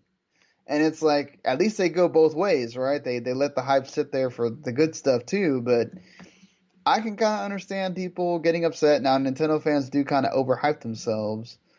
They do it for every freaking Nintendo Direct. It's ridiculous. But I don't know. A Muso game was not something I was expecting at all. I don't know. Eh, I mean, they did it for Dragon Age and Zelda. They can do it for this also. Yeah, Zelda was pretty good. Unless you try to play it on 3DS. The Dragon Quest one is really good that you talked about. And I think if you really like a series, I think the Muso games are not that bad. I think I like the One Piece one. The I think it's just if you really like Persona, I think you wind up buying this game anyway because yes, it's mindless and it's stupid and you're not getting a lot out of it. But if they can create some kind of interesting story, which Atlas is actually pretty decent at, to tie along with the mindless gameplay, I think it might wind up being better than people think. Yeah. I don't You know. I'll know? give it a shot. Like, it could be interesting. Yeah, I mean, at least they're making a deal. It's like with Koei Tecmo and Omega Force, so it's not like Atlas by themselves trying to do it. They got the right people doing this. You know, the mechanics are going to be good. I'm going to be interested to see how they do the characters. Like, is this going to be where are we going to add Persona 4, 3, and 4 characters in here, like they did for Smash, where they introduced the Mii's, I guess, of you and I forgot the other guy's name. Um, you think they'll do that or just be Persona 5 I think it'll characters? probably just be Persona 5. We'll see. I guess I'm just happy to have another game on the Switch, right? Because you're having the Q2 game comes out in about a month, and then this game, which won't come out till 2020 here, but still, it's cool that this exists. Um, like I said, I think the Royal being announced is a no-brainer. They always do this, but um, to say that people wouldn't have wanted to play vanilla Persona 5 on Switch, I think that's a wrong statement because they certainly would have. But are you interested in Um, getting I'm the Royal? I'm gonna get that. I Yeah. but like I said, I hope it'd be nice if it had some save compatibility. Um, but Did they do I that for because Golden was on a different system, right? So right. I don't. yeah. They didn't specifically done that, but I know like Suikoden used to do that. Like you could load up your old data and like characters would kind of transfer over. Um, Yeah, they could do it, but will they? yeah. Well, I mean, it'd just be nice. And I think they have another RPGs where you load up like the last you know, like the previous game save file, and you get bonuses or something like that. Right. Actually, but I like if the Royal comes to Switch, I don't think people would. I think people would like that. Right. Like I don't necessarily like. I think that like between the two, the Royal is going to replace Persona 5. Right. Yeah, no, certainly. It usually always does. Especially with you're getting a new character, you're getting a new area, Yeah. right? And they're gonna continue to like add more stuff to the game and other conversations and all that stuff. That trailer Yeah. looked really good, though. I thought. Oh no, yeah, definitely. I didn't get to completely finish Persona 5, and it made me want to play through again. They're even adding in different music as well, which that always makes the game great. The interesting one, I think, for me was the human Morgana. That was, Yeah, the male one. yeah, unexpected on that front too. Like, just all right, we're doing human Morgana, and they didn't even hide it. They just made that really obvious. Well, So maybe it's like the well, it's like the real version of him or something. yeah, it could be. They're gonna reveal more on May 9th. They keep parsing this out. Uh, and I haven't watched that second part of the anime to see if they also sort of parse that out into another part or not. There's PS4 Pro enhancements too, so there's that. I think this is a cool package if you want it. If you don't, you don't have to, but You think I'm they'll make? certainly interested in the new character. Well, I was gonna say, you think they'll make a special edition for the Royal? Oh, you know they will. Come on, they did it Yeah. for Q2. They're gonna do it for the Royal. They're gonna do it for Scramble. I mean, that's Alice makes some money on that, man. People are like dying to get that freaking Q2 one. Yeah. It's sold out. Like, I I mean, have that a plushie's pretty cute, but yeah. I have a Catherine plushie, or the Catherine special edition pre-ordered, and I think Jens is gonna grab it for me because I don't really care. Yeah. I mean, that's how they do it, man. They make some money off that, so certainly they're going to. Um, I'm interested to see what they put in there. Maybe I might think about it. Well, The reason why I didn't pull it on Persona 5 was because I had never played a Persona game before up to that point, so I was like, I don't know if I'm gonna wind up liking this or not, and you know, I still think that's probably my favorite RPG on the PS4. for on the PS4 for me, yeah. Like Um, I do really like Kingdom or Final Fantasy 15, and there are a few other games that I like yeah, RPGs I like, but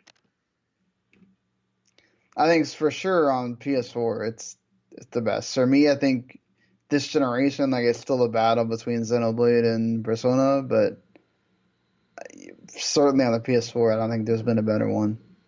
yeah.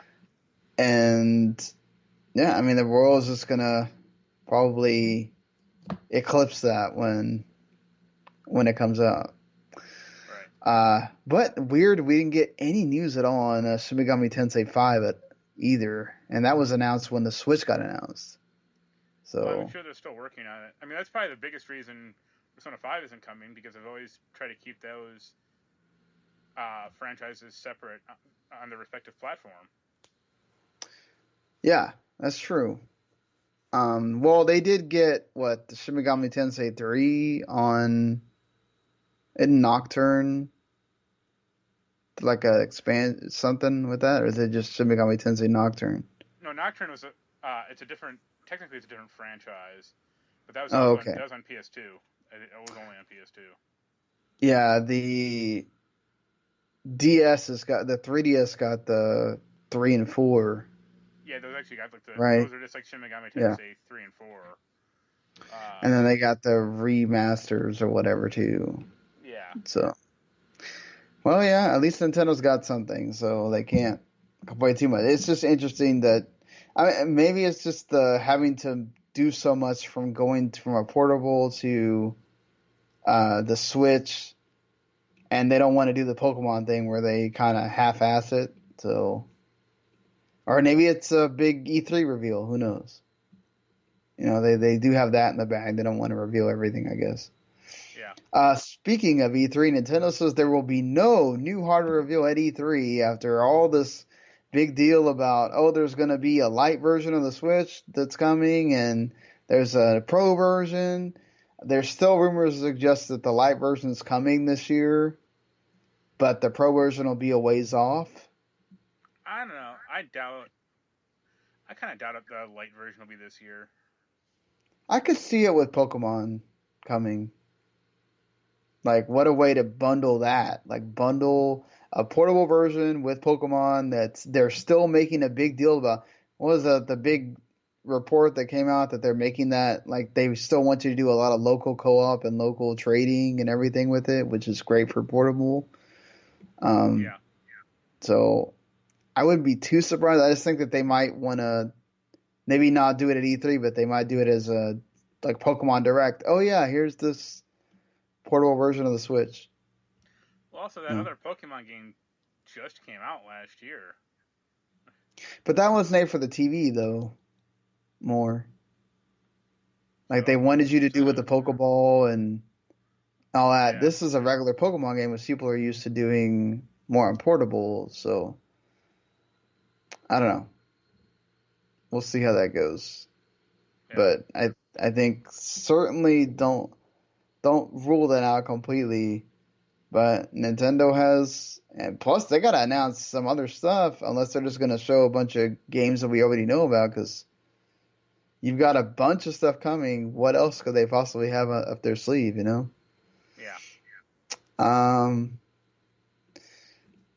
You know, I've kind of my Star Wars fandom has kind of gone down in recent years, so I'm not like super pumped for Fallen Order, but I think everyone's yeah. has. Looking at the solo box office reports, especially. Well, I'm sure when Episode 9 comes out, people will be all over that though. Yeah, but it doesn't have Avengers Endgame level fame or importance. I don't think. Probably not, but it'll probably run close. Like I wouldn't be surprised if it's Endgame and maybe Detective Pikachu does a lot of damage and like Fallen Order. Yeah. But I don't know, were you like pumped about this? Number 15. I know y'all talked about it. November 15th is when it's coming out to the 3 systems. The story's sort of interesting. I kind of want to see more info on it before I'm like totally sold. I like the Cameron Monaghan doing the character because I love Gotham, so I like him in I'm all Shameless. about that. Yeah. Yeah. He's a good actor. They showed no gameplay. That's one worrying thing. That doesn't surprise me too much because that might be like an E3 thing. I just don't have a lot of faith. I have no faith in EA, and only a little faith in Respawn. Like they basically said like Titanfall 3 is on hold because of Apex Legends. And I was like that's not good. Yeah, I mean they nailed it with Apex Legends, but that's more sort of in their wheelhouse. Also, This is not, so I think like I said, I'm just sick of this fucking era of Star Wars. Like yeah, the episode 3. After that, yeah, going into episode 4, just all right. Can we not have anywhere near else on the timeline? I know they're gonna have some mission where it's like him and Uncle Owen from Luke's uncle are gonna team up on Tatooine somehow. I think I'm actually more excited about the possibility of the rumors that they could possibly do Knights of the Old Republic stuff for after episode 9. Like a movie. Then, yeah, that they might go that route to kind of get away from the Skywalker stuff and It'd be and great, but I don't have faith in Lucasfilm to do that. Like I didn't see Solo. I know some people like it. It was Uh, fine. but Rogue One I thought was terrible. Uh, I mean, we, I have said numerous times that I like the Rogue One, so and the fact that uh, making like a TV show based on it is baffling. It's like that's what you're Disney Plus is for, though. to You make. can make stuff. You can make stuff, and it might not do well, but at least you know. Okay, we can't touch that again. It was You funny know. that when people were like, "Oh, they got Alan Tudyk to be the robot again." It's like, yeah, the only other show he's in right now is Doom Patrol, and he's only in it for 5 minutes, barely. Every episode. Of course they got him back. He's not doing anything else. You think they could do? I mean, it's supposedly that's gonna. I know Ryan Johnson's the one working on the next like trilogy or whatever, but they're supposed to be working with the Game of Thrones guys that are also Yeah, doing Star Wars stuff to try to figure out if maybe they might head in that direction. So I mean, It's interesting to me because Marvel has had Kevin Feige for like a decade, right, and he is like the guy. right, He's not like exactly. the. I mean, he's not like a CEO, but he is like the guy responsible for producing every Marvel film, and they're not all hits, but they're all have a basic level of Consistent, at competency. least. And Kathleen Kennedy does not have that. Yeah, that's what's weird is they've kept And her in like that role. I think they tried to get her out, but then no one else wanted the job. That might want to that should tell you something. Yeah, I mean, aside from Solo, the other movies did. I mean, the two main ones did great, but Solo was a big flop. I mean I And think it's yeah, just they're they're really trying to mine out the Star Wars license, and it's just not. I don't think it's just built for that. Like they made those three Star Wars films, in the 70s and 80s. Those were 3 years apart each. right. Uh, so there's enough to recharge people on the franchise. They weren't trying to bust out a movie every year, along with like two or three of those TV shows about crap that you just don't care about. Yeah, The Mandalorian is something. Yeah. There's people really hyped about that though. So Well, they were talking about doing like a this is before it all crumbled, but they were talking about doing a Obi-Wan movie with Ewan McGregor. They were talking about yeah, and the doing Boba a Fett the movie. Boba Fett movie, and I think at least one other movie. And it's like you're aware no one is asking you for this, right? Yeah, well, the Boba Fett one maybe because he's got some crazy fans. It's like why not just have But him? Yeah, why not have him and Captain Phasma team up in a movie where no one can see their face ever. that'll work wonders. I'll have you know. Yeah, But yeah, well, we'll see how that goes. How about that? How about that Sonic trailer? I am. I'm gonna be buying that ticket day one. You know The what? only I don't mind Jim Carrey that much. He actually what I mean sold me sort of on Robotnik. it's been 20 years since he's been that Jim Carrey. Like the last time he was like that was like Ace Ventura or The Mask. Yeah, maybe that's what it is. That I Like have some nostalgia there for that. But I miss over the top Jim Carrey. The only way they can make that movie better is it has D-Box, which might look I'm good, but it's not scared for that. them to the way Sonic looks. I'm scared for them to show like Tails or Knuckles or anyone like between the teeth and The arms. the arms and just I don't know. He's weird looking and like Gangster's Paradise being the song you choose. A hip current song. I mean that's fine if they want to mold it from the '90s, right? But like I don't know. Uh, they did a nice It's little. it's weird to have Sonic on Earth. Yeah, I mean they did some nice like odes to the games and stuff, which I thought was cool. Also, I Um, don't remember a ring being used as a teleportation device. No, I think you can. Well, I think Well, when you go to technically, yes, right? Like the little when you go into the other world or whatever, well, that's for like right? getting the actual Chaos Emerald. Yeah, I mean, it depends on the game, but yeah, that's strange. Everything about the movie's strange, and I can't wait to see it. I know it'll be you think it'll terrible, be that and so that's bad why. it's good? Yeah, like I think Detective Pikachu looks good just as a film, or as Right. kind of a love letter to Pokemon, or the franchise. Sonic does not, and that actually kind of makes it more interesting because it looks Yeah, like the director doesn't look like he gave a shit about Sonic. I know. Like that theory, the theory's going around like people wanted to make a Dr. Robotnik movie, but they had to have Sonic in it for people to actually approve it. Like I See, wouldn't be surprised if that's what happened. I need to send you this link. There's a fan made Sonic film from I think a few years ago. Let me see if I can find it.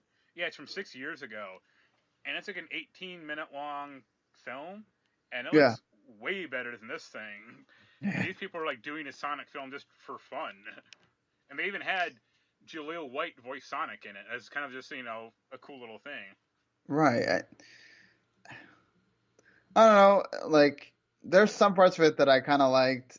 You know, him get to do the spin move and all that. Like Yeah, but just the spin dash is he not just supposed to looks be. so weird. Well, the spin dash is not supposed to be used as a weapon of mass destruction. Like it was, Right. like you can't take down a fucking truck with that thing. It looked like Yeah, he like totally destroys the truck and then a little robot comes out of it. Like that looks just like the Bat Pod from the Dark Knight. that Um, too. I mean, yeah, I'm gonna go see it. I don't know if you are. I was joking that the movie should have had like Lacey Chabert as like the human love interest, like she was in that fucking Xbox 360 game. That would have been more funny, actually. Like Oh, it would have been funny if her and James Marsden were like in a relationship, and then she just dumps him for Sonic. yeah, I like that blue hair, man. Yeah, gotta go fast, but not too There, fast. exactly. You gotta go fast. Uh, We'll see how that goes. yeah. And also, this Sonic looks gruesome. Yeah, Sonic. The less you just don't open, don't have him open his mouth. I think we'll be all right.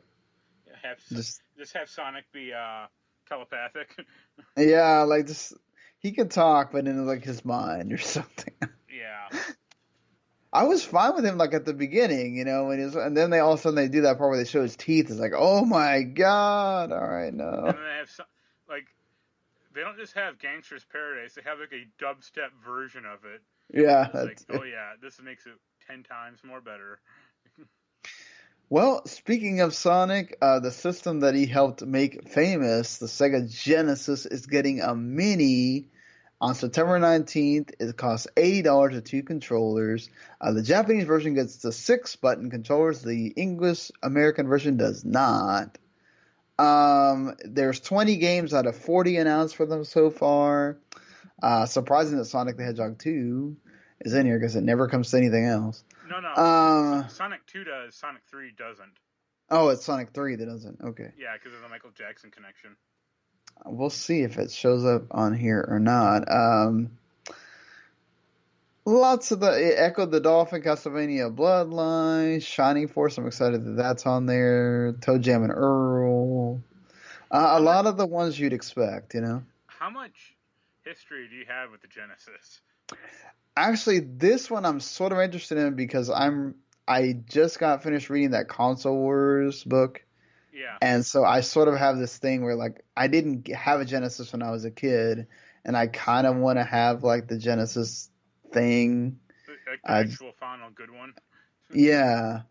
See, I had a Um, Genesis, but I still didn't have a ton of games for it. Like I only had like there 6 games. there wasn't like when you think back, like the Super Nintendo obviously had way better games, Well, I mean, right? Uh, it's debatable. Like Super Nintendo had better uh, RPGs more or less, Right. and certain better platformers. But Genesis had better sports games for one. Some Yeah. also better sport, like more. I would say more imaginative platformers. Uh, Yeah, like Echo the Dolphin was well, I meant interesting for its time too. good platformers like Kid Well, hey, Icarus. Echo's all right. Well, No, Toe Jam and Earl was kind of cool for its time too. Echo Uh, is not all right. I liked it. I've I mean, played it on an emulator. It's all right. when did you play it though? I don't know, like 5 years ago. Yeah, when you're an adult and you can figure that shit out. When you're like Oh, when you're a kid, no. yeah, you're like, all right, I can swim around and that's kind of cool, but I fire my sonar at this crystal and it says some vague, hint. I'm like, all right, what am I supposed to do now?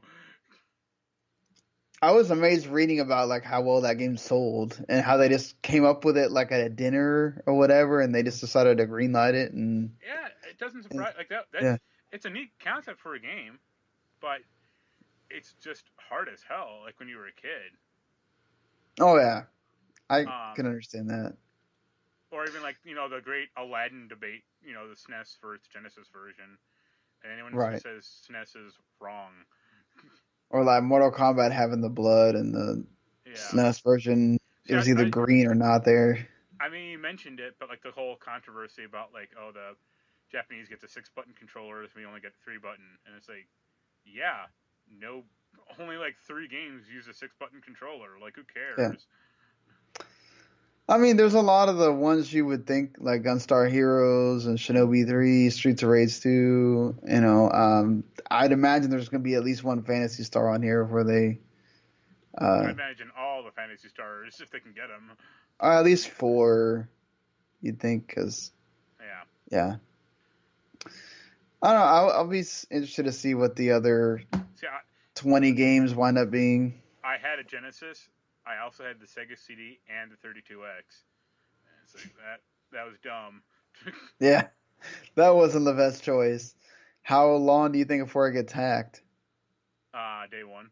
Especially since it has USB power or USB connectivity. It's like, oh yeah, that's gone. That's getting hacked.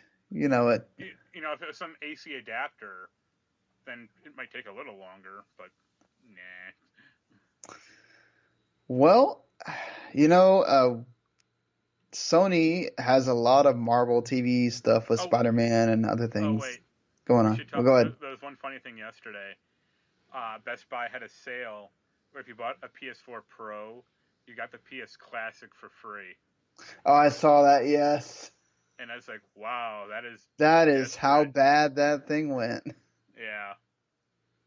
Here, we're trying to get rid of it. Here, just take it. Just Well, take it. We don't want it anymore. I did see one funny video where a guy was talking about it, and he was like comparing it to the Genesis collection, and he was like, the Genesis collection has double the games of the PS1 Classic, and it's like, Yep. yeah, the The Genesis collection will Genesis. have 512 megabytes of RAM or hard drive space. Who cares? Like a Genesis game is 4 megabytes a piece, if that. Yeah, exactly. Like it's not a Sega a PS1 game is 650 megabytes. Like of Yep. course. Yeah, you can't compare it that way. Yeah. You got to think about the logistics of it Yeah. at the end of the day. But yeah, Sony has a lot of Marvel TV stuff lined up. They have their overseers, as you'd call them, the Lord and Miller. They're the ones that were producers on Spider-Man Into the Spider-Verse, and of course that's getting an animated show. There's other Spider-Man related things in development, along with I think I forgot which exactly ones are coming, but they have a lot ready to go. Yeah. Are you interested in any of that stuff, or? I have to make that Spider-Man show. I'll give it a shot. But they're continuously just making Spider-Man shows. Yeah, I mean, if you got it, why not use it? Right? I mean, Yeah. the movies are working out for them. People are loving Spider-Man and other things, so. I guess my question is like, how much production value will the actual TV show have? It's not gonna look as good as the movie. No offense, but No, especially if you got multiple things going on. I think they'll try to do as much as they can, but I think some of the like cool stuff in the movie that they won't be able to do. do you remember? And this is eh, 15 years ago. Do you remember they made an MTV CGI Spider-Man show? Sort of remember that. It, Yeah. they had Neil Patrick Harris as Spider-Man, which is actually kind of Ah, pretty good. Uh, but the show, like, it was CGI and had a real like kind of painted look to it, but it still looked kind of strange because they didn't have a ton of production money for it, so they didn't have a ton of like people wandering around. yeah, I think maybe things will be more into it. I think there has to be something akin to what you saw in the movie, or people are gonna. Because Yeah, that was a lot of what was great. I mean, other than the story, right? But that animation was really what popped for that yeah. movie. So you got to do something close to it. Yeah. Well, one of your favorite series, Star Trek, is getting an animated series coming to Nickelodeon. Um, a group of Nope. lawless teens discover a Starfleet ship and they go on an adventure. Apparently, that's not the only thing. There's another series that, The Jean-Luc Picard one. yeah, well, not just that. There's like apparently two new animated short Trek Oh, things coming. There's one called Star Trek: The Lower Decks, made by the Rick and Morty writer Mike McMahon. It's sort of going more towards adults. Uh, so a lot of things going. I mean, they're really going after this with the Star Trek CBS. well, I think it's because they're not making movies. They kind of have to do something. Right. And there is, like, I think Discovery, it's a bad show, but it has shown that there's a,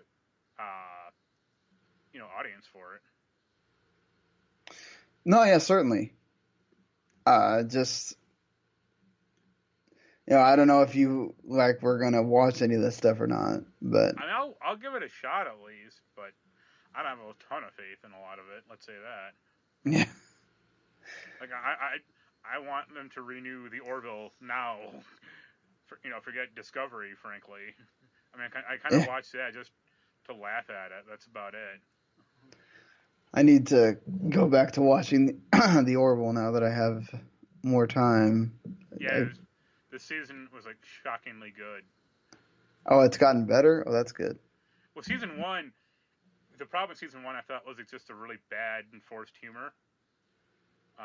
Especially that Gordon character was not good. They really Yeah, toned him down quite a bit. There is still some humor, but it's a lot more natural. And then right. they have some episodes that are just like fantastic. Especially what they do with, I mean, I'm not going to spoil it, but what they do with Isaac is like superb.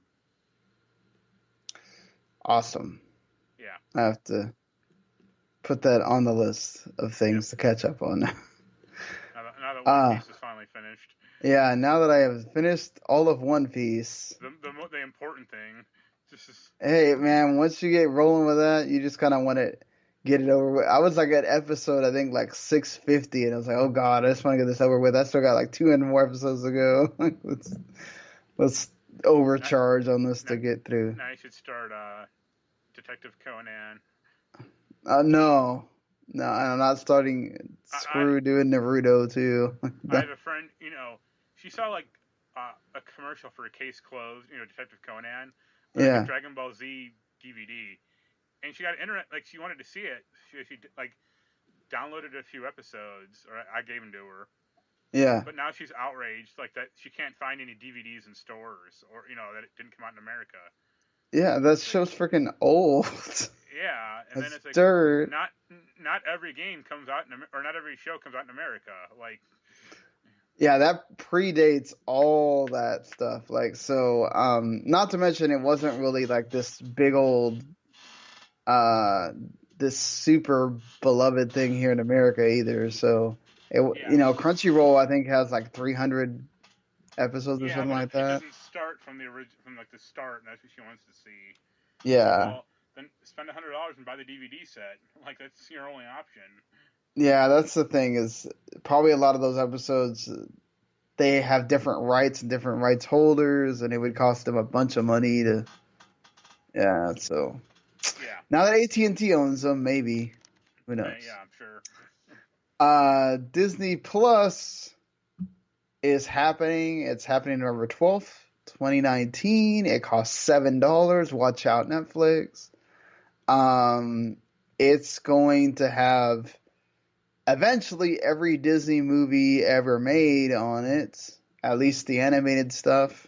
Um, most of the Pixar films, all the Pixar shorts, most of the Star Wars films, the TNT still holds the rights to the streaming, all that, so they won't have those for a while. All the live action ones that have been made recently, Disney Channel stuff, National Geographic stuff, all the streaming rights to The Simpsons, which is really interesting how that went down, and all the new shows that they're going to be making as well. So all Yeah, the Marvel stuff with the WandaVision and Falcon and Winter Soldier, Loki, Hawkeye, all the Star Wars stuff we talked about. That's a lot of stuff to have yeah, but pretty quickly. I mean, you're gonna buy it. I don't think Yeah, I I'm will buying it. necessarily, but yeah, it's gonna be huge for parents and pretty much everyone. I mean, this is a steal at $7. They could have made it way more expensive if they wanted to. I'm paying like the introductory price, and then after it gets established, they'll raise it. Yeah, this is going to be, like you said, big. People are going to really jump on this. If they have a lot of this content available pretty quickly, I think you're going to see this explode. I think ESPN already has like 2 million or something, or a little bit more than that, and they're at $5. Yeah. Um, yeah, I think also the more interesting thing too is now they're trying to talk to Comcast about getting the rights to Hulu. Period. That to me, like, not to mention it being the whole we have all the stuff that we own that we don't want to be on Disney Plus that we can put on there, but like what that does to Hulu, like how much of that stuff still stays on there now that Disney owns it? Does Disney try to get more stuff for Hulu that they don't want on Disney Plus? I mean, Well, Hulu is ABC, Fox, and well, NBC. they took Fox's part, right, with the deal. Yeah, but they also So, own ABC. yeah. So now if they bought out NBC's part, they'd own the whole thing. I mean, like, what do you think they could really, aside from putting, like I said, their stuff that they don't want on Disney Plus, like, is that the only incentive to having that? Like, I'm trying to Well, figure out yeah, what they really could do Hulu with is that more. here. I mean, I don't think Disney Plus is going to be like up to date TV. Like Hulu has that on them at least. Right. Uh, and it's a more established brand, I guess. Yeah, like I think Comcast is like the only one that hasn't announced, oh, we're doing our own. Well, no, is NBC Universal doing a streaming service? I I mean, don't remember. I think they have one, but I don't think it. No one cares. Right. I mean, they're like the only one that hasn't announced something huge for it. Like I think Time Warner announced they're doing one, and there's another one that's doing it. Like I think they're the only big company that hasn't. So I don't know. Maybe they decide to do it after if they sell their rights, but I don't know. I just wonder what happens to the other content that's like not owned by NBC, that's not owned by Disney either, if that It'll go back to gets Netflix. affected. Yeah, Netflix or yeah. Like Funimation just made a deal with Hulu, so I wonder if that would affect it or not. Um, yeah, it's interesting. Interesting how that goes down. Let's talk about games we've been playing. We mentioned Division 2. I don't know if you wanted to talk any more about it or not. No, like I said, I'm having more fun. But just they don't explain stuff well in that game, and the story is bad. Yep, that is a universal thing that I have heard and read about Division 2. The story is not good. And it's a shame because the reason I feel like the Division 1 is it had a interesting story and it had like good environmental storytelling. And this game like has some of that, but it's bad, and then it's missing the rest. There's not a like cohesive story that goes through No, God, that's no, interesting. No. not at all. They have like they have occasional cell phones for you to find to get like some Yeah. background information and the echo crap. But that's about it. Like you get more story out of the loading screens than you do like from the actual game. And it's like this is That's a not good. problem. Yeah. That's not good at all. When I know you. Go ahead. well, no, I was gonna say like when I got to like the end game content, like the whole thing is like this like new security evil security firm like takes over DC, and it happens in like a 10-second cutscene, and that's it. And then it just dumps you back to like the game, and it was like it just started popping off like new tooltips and screens, and it's like this. You could have done this with a story, some type Yeah. of story thing. Well, sorry that Division 2 story didn't go well for you. I know y'all talked about Far Cry New Dawn and Risk of Yeah, Rain 2. I don't know if you. I still got to finish the review of that. And it's funny because in my review, I'm like, I know this is 2 months old, but I wanted to see if it was as dumb as Far Cry 5, and thankfully it's not. Well, that's positive at least. Yeah, I mean, I still don't think it's a good game. Like the lack of a character is the biggest problem, but it's how they wanted to do these games for some reason. I have no idea why. Yeah, especially when the villains aren't as strong as No. the other games. Yeah. So that Uh, doesn't help it either. let's see what else. Well, you and I both got Risk of Rain, but yeah, I don't think you've played it. I have not. I love it. I think it's really great. I guess the one thing I'll talk about was I played that Warhammer Chaos Bane beta. What did you think? Well, I wrote a preview. I don't know if it's up or not. It's really good. Like it's not. I don't think it's quite as good as like a Diablo, like Diablo 3. Right. But it's a lot of fun. You're pretty mobile. I liked it. Yeah. I mean, hopefully I can get it, or we can get it for review when it comes out. Is it like basically a Diablo type game just in the Yeah. Warhammer universe? Or? Yeah. Like the biggest change, I guess, is like I played a mage character, so like I could actually control like some of my spells with the right thumbstick. So I could shoot out an energy ball, but then control its direction. So that was pretty interesting because then you could like set up traps with enemies. You could like funnel them all through this hallway, fire the energy ball, and then you could just keep running it between the hallway and killing everyone and who came into it. Well, that's it. I mean, I like Diablo type games, so I'm sort of interested as well. It's coming to consoles too. Yeah, I mean Oh. that type of game genre isn't popular that much anymore. Yeah, it's outside of Diablo. Well, no, there's Path of Exile, which that's been around Right, yeah. forever. Uh, Victor Vran, which is okay, and that Van Right. Helsing game, which is less okay. Yeah. Uh, and that's Well, and kind of then about what? it. Torch. Well, Torchlight 2 is finally coming to Two. PC or to console, I should Yeah. say. 5 years after it came out, and 2 years Yeah. after the game, studio closed. The game's good though. Oh yeah, Uh, but like yeah. that's the problem is all these games came out in like 2015 or before. Right. So like this game looks good. That there's this Korean Diablo game that looks insane that I want to come out here, but I don't think it ever will. What's it Uh, called? I'll look it up. It's me. Well, I'll go. It's called Lost Ark Online. Okay. I feel like And I've heard of that.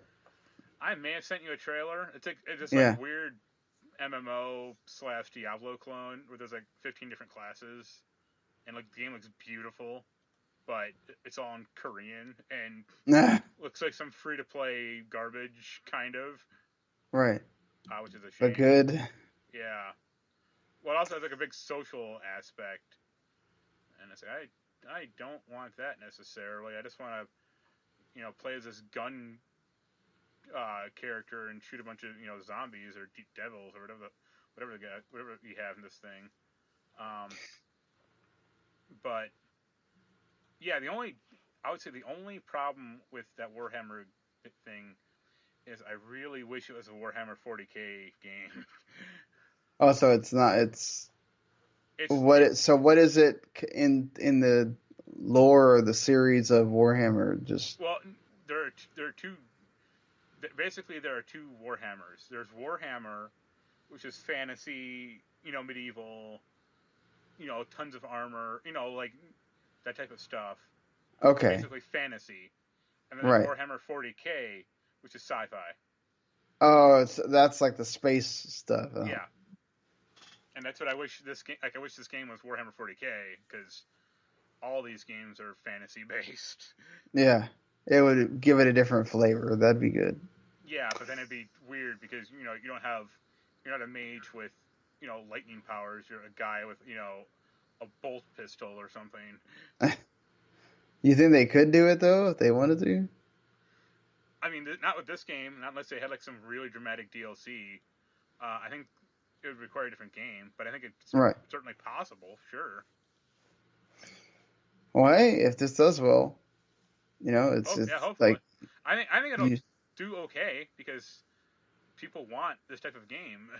Yeah, people like these. The people that like these type of games, they like them and they play them a lot. So, Yeah. well, You playing anything? yes, I am playing some indie stuff and an old game.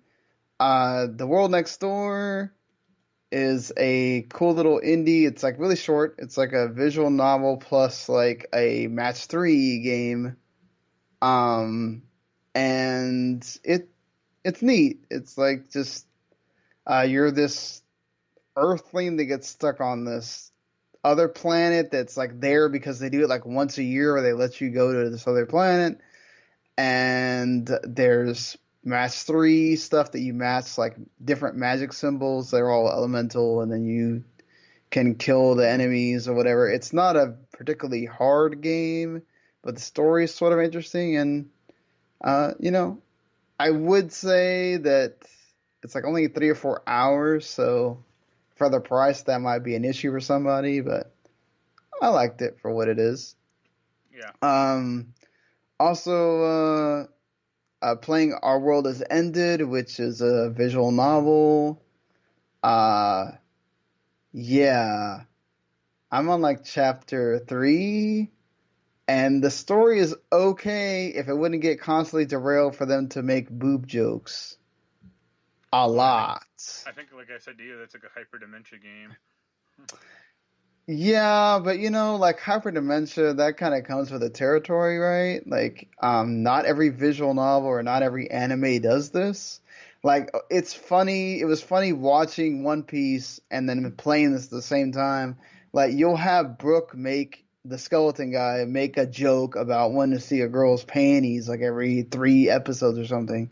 This was doing it every like, I don't know, it felt like almost every other joke for a while. It stopped for a little bit and then they went back to it again, and it's like, God, stop. I know this is like, again, this is, these are meant to be towards young boys or whatever, but there's a certain just like, because the premise seemed cool. Like, okay, so you're in this AR. It's actually based on games. Like, so there's a game developer called Judgment 7, and you're like all part of the development team. The one character that's supposed to be you, but he has the actual name and he also talks. And like stuff happens, and like you're like stuck there, and stuff happen. And it comes from some of their old games and starts invading this game that you're making, and it's like the story's sort of interesting, but it keeps derailing into oh, let's make a joke about the girl's boobs, or oh, they're two sisters. Well, the one sister that's younger has bigger boobs than the older sister, so the younger sister's better, or whatever. It's like, my God, stop. You know? I So, mean, that is yeah. directly what happened in Hyperdimension 1, I think. Yeah, I think so. But I am sort of interested in that Super Nintendo, like 16-bit hyperdimension game that's coming soon. But that's another topic. I think for being $60, I think you gotta be like, even if you're a big visual novel person, I That don't seems like know. a lot. I don't know that I would recommend that to somebody. Katana Zero is really good. Another Devolver Digital hit, pretty much. So this game has like two folds. It's sort of has a little story that goes like what happens at night while you go and just kill a bunch of dudes, but you don't do it like the messenger because you're a ninja as well. You're like an assassin, but I forgot what game that does this where you like play it out and then you get to watch it again. It like almost kind of does like the Super Meat Boy stuff where you Super hot. yeah, Super Hot. Okay. Yes, yeah, there's a lot of Super Hot in this where like you go through and you kill everybody and then unless you die, it'll tell you, okay, that'll work, and then you get to rewatch it again. You can Yeah. also skip it if you don't want to.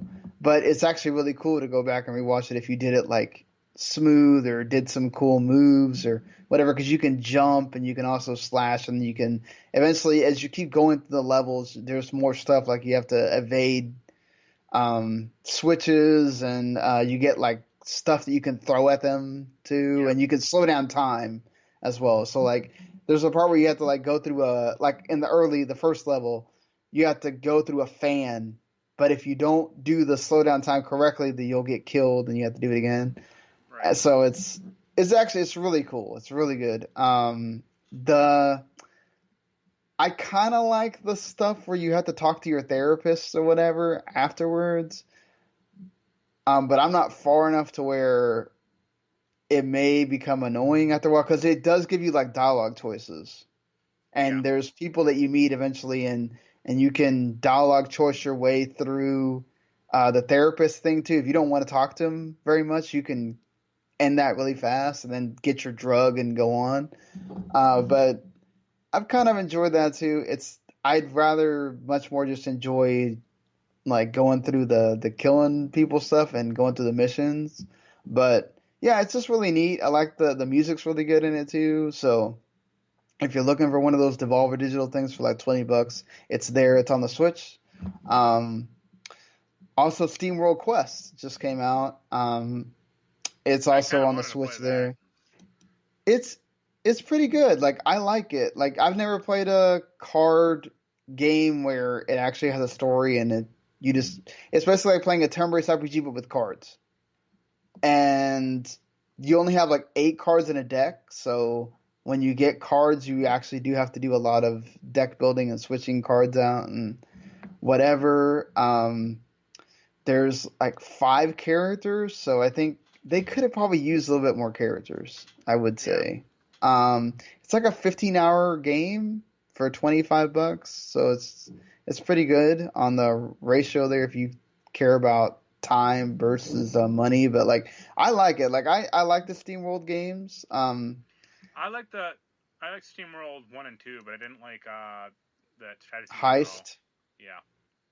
I liked Heist. Okay, I agree with you. I like the dig games more, but this is sort of totally up my alley, so I'm down with it. Like some of the characters are funny, and you can do chain attacks, um and they have some like cool chains that you can eventually learn how to do, and it can really help you. The only thing that sucks is kind of like the boss battles are like all the same. It's just okay. Here's the boss, and he has way more health than the rest of the characters, and you just beat him and you go on. It's almost sort of like a dungeon crawler too. Like you Yeah. just go through, and you eventually go to here's the little part, here's the level with the treasure, and then you have to go back down and go through, and you can go through and just go straight through into the boss, or you can actually go explore a little bit, but it's not a lot of exploring.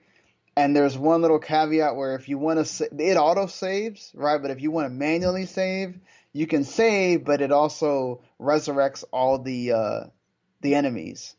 So you have to decide whether you want to grind through and beat all the enemies again, or you can just go beat the boss or whatever. But yeah, I mean, it gives you options. I like that, but if it had a little bit more options, I think it'd be like perfect. But it's still a really good game for what it is, and it's perfect for the Switch because you can get through those. There's various acts, so you can get through one level in the act pretty quickly, and then if you want to wait to play another one, you have that option. So yeah, I would totally recommend the SteamWorld Quest and Katana Zero for sure. Also been playing Final Fantasy X.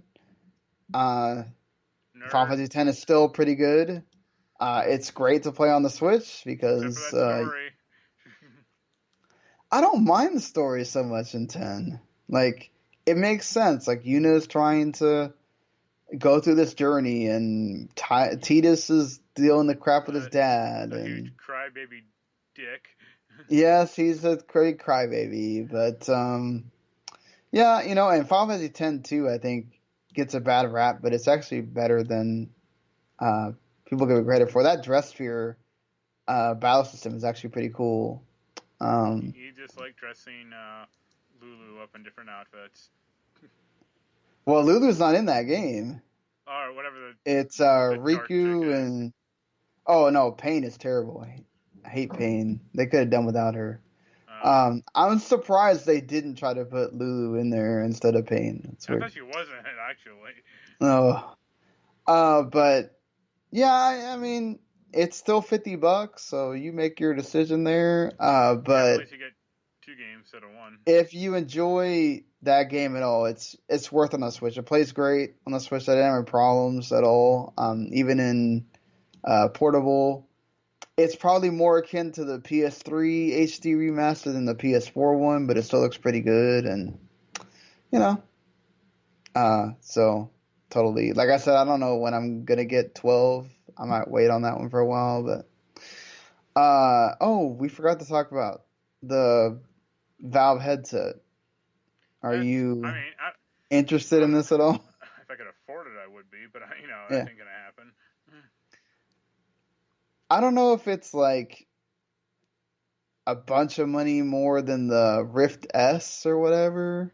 Well, the core headset I don't think it's that much more, but like the controllers are like $250, and like the base. Yeah. A ton more. It costs like $1,000 basically to get the base, the controllers, and the index. Yeah. Is what it's called. The index by itself costs $500. It's not wireless though, so you still have to connect it and everything. I mean, it's cool. It seems like it's trying to be more high end, so that's cool that Valve's getting in it. Yeah. It looks neat. I like the whole black design. It looks pretty sleek. I would say that. Sure. Well, let's from here until whenever we get done talking, I guess, is the Avengers Endgame spoilers. So you can pretty much this is the end of the podcast. If you don't want to hear us talk about Avengers Endgame, if you do, we're about to do that in just a little bit.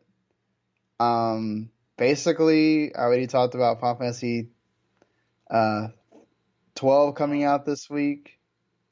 Giga Wrecker Alt looks pretty good. It's a cool little indie.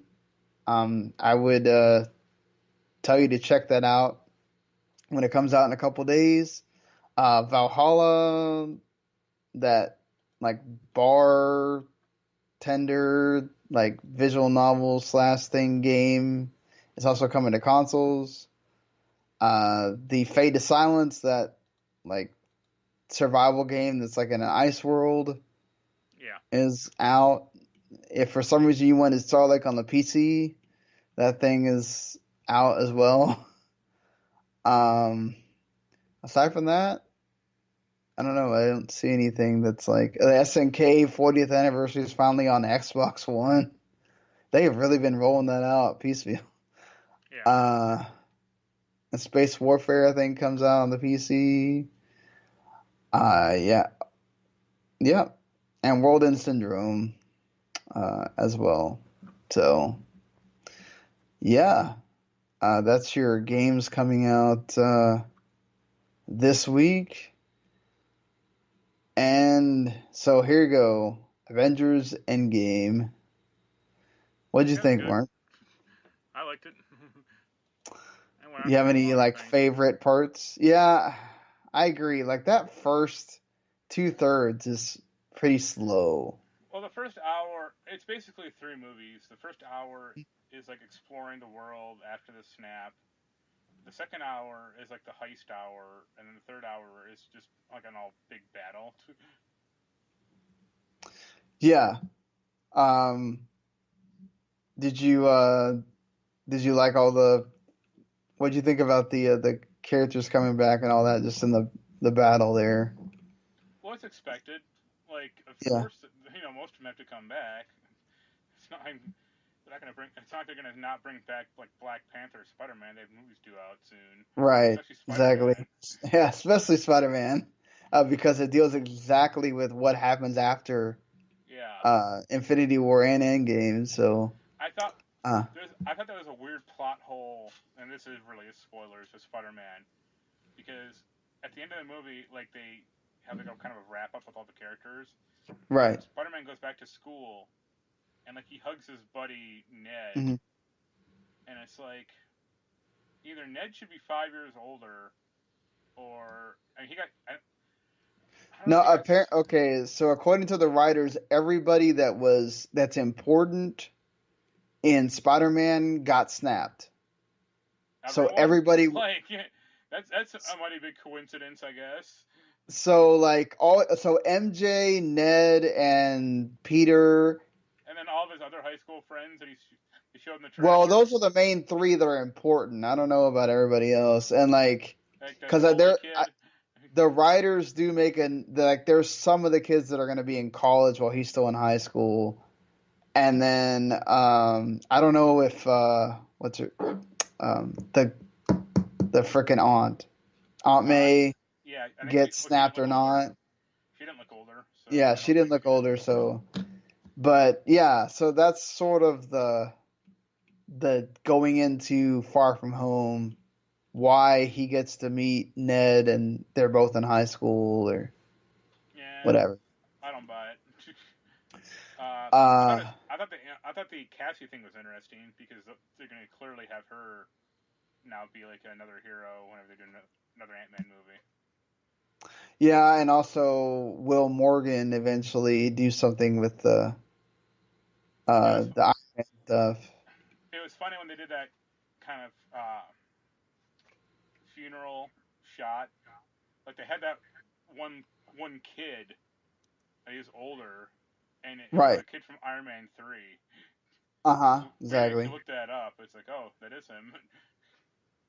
And then well, what'd you think of it's a, the Gwyneth Paltrow character getting I thought that was kind of cool, her getting Yeah, armor and that's cool. I mean, they're not going to use her again, unfortunately. yeah.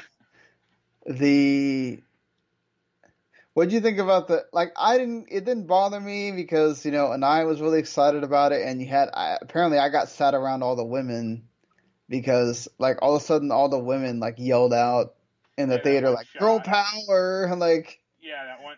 It was really kind of pandering, I thought, yeah, actually. obviously yeah, it was total And pandering, but I thought Captain Marvel was wasted in that film. yeah, she like left for half the movie. No, she left for 80%, 90% of that movie. She's in it for the first 10 minutes and the last 10 minutes, and that's about it. Yep, It's like, why are you here? that's Anaya's like favorite hero. So she's like, "Oh, where'd Captain Marvel go, Dad?" I'm like, "Well, they just had her leave, so I don't know." They didn't have enough material for her or something. You should watch Well, the technically, they did this before Captain Marvel, so like, yeah, that's what was weird about this. You should watch the Red Letter Media review of the film. They go over it way more in depthly. It's great. I thought the Hulk was great. Oh, I really like the Hulk in this too. Yeah. Yeah. The him with the time person. That part was pretty good The too. ancient one. Yeah. Yeah, he's good. I mean, it's told the story. What do The you want? what'd you think of the Captain America stuff? It was fine. I like seeing Haley Atwell again. Like, Yeah, that was cool.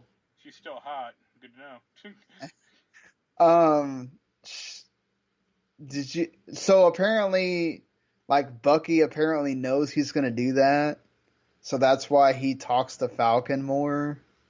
But apparently, that Falcon and Bucky show might have to do with whatever happens to Cap during the time when he leaves. I don't know. That's supposedly thoughts Maybe. from the writers or whatever. Yeah, we'll see. I guess I'm more curious how they're gonna bring back Vision. Well, I think Nimber Shuri had almost had him complete or whatever. Yeah, but then So he they could died. technically put him in another body, Maybe. right? And interesting, that show's going to be set in the 50s. So we'll see What? how that works out with all that technology that they have to use for them. Did you like Black Widow dying, or Yeah. do you want No, it Hawkeye was to? fine. It was fine. She died, but again, it's gonna be interesting how they make a movie, out of her character. Oh, that's going to be a prequel, obviously. I mean, Like, if it is, it'd be kind of weird because it's like there's not gonna be any mortal danger or anything. It's like or it's going to have to do with like all that. Oh, here's what happened in Budapest thing. Nah. You know. I mean, I think it made like apparently they did map it out to where Hawkeye would have died at one point, but they eventually decided on Black Widow, and I think it makes sense because like he's the one that has the family, and Yeah. you kind of wanted them to eventually get to be back together or whatever. I want that Hawkeye show to have Linda Cardellini in it. She's the wife character, and I want Oh, her to also be some like badass archer. that'd be awesome. I could see like the kid, like the because he's showing the oldest daughter how to. Well, it's like, very reminiscent of that Kate Bishop character in the comics. Yeah. Yeah, it was. I liked it all. I'm like, The who I did Spider-Man and Black Panther got the biggest cheers in the theater. I don't. Did you get crazy people in the theater cheering and stuff? oh, I sat while I was in the theater with my friend. We had great seats, right in the corner, like way in the back. Yeah. It's not a huge theater, so it was perfectly fine to see the screen. But there was this jackass usher, like he came in like right when the battle was happening, Yeah. and he literally, when they started doing the Black Panther chanting, like there was a big audience clap and like people were hooping. He was literally chanting along with them, like with the film. Oh, the Yeah, the Wakanda thing that they and say. Yeah. I was almost like, dude, get out, like, or stop ruining this for me. Yeah. And we had people just getting crazy and shouting like Wakanda forever, and it's like, all right, this is the movie. I mean, you saw the film yesterday or 2 days ago. Yeah, Saturday. How full was your theater? Oh, it was full. Like if I hadn't have bought my tickets online like 4 days ago, I would not have been able to get into that 6:30 showing because I got there when I went to go pick up my tickets. They had sold out the 6:30 and the 6:45, and the next showing they had was 7:15. Yeah. So, and my theater's not one of the big chains. Yeah, so. neither was ours. I was amazed. Ours sold out. We got there at 6:15. The theater, the show started at 7, and there was already a line of like 30 people ahead of us. That's how it was for me. I got there 45 minutes early as well, and there was a huge line to get the tickets. They were turning people away and telling them you had to wait like an hour, and there's people that were like just sitting there waiting. And then the line to get concessions was like, oh my God. Ours Uh, wasn't that bad, thankfully, because I bought it it- online too. So I just here's my credit card, give me my tickets, yeah. let's go. And then like Anaya always has to have an IC when we go to the theater, so I had to wait in the whole line. And she's like, "I'm bored waiting in this line." I was like, "Well, you're the one that wants this damn IC, so you're gonna wait." And I'm Yeah, like, no, I mean for her, she almost fell asleep during that early parts, and then when yeah. the battle was about to start, she got real See, excited. I feel like the Yeah, early parts, but I don't think they went like went enough or they had enough. Like it would have been interesting to see Wakanda yeah. Well, after it. yeah. You didn't get to see anything with the Okoye, really. Yeah, or Um, Winston. Oh, I forget the guy's name, the character's name, but Winston Duke, the gorilla, like oh, okay, you know yeah, that the guy. Mbake or Baku, yeah, I think that's it. Mbaku, yeah. Yeah. Um, Um, yeah, no, like I just, overall, I really liked it. I get that it's a huge challenge to do that movie, to wrap up all those loose ends and everything. And yeah, what did you think about the?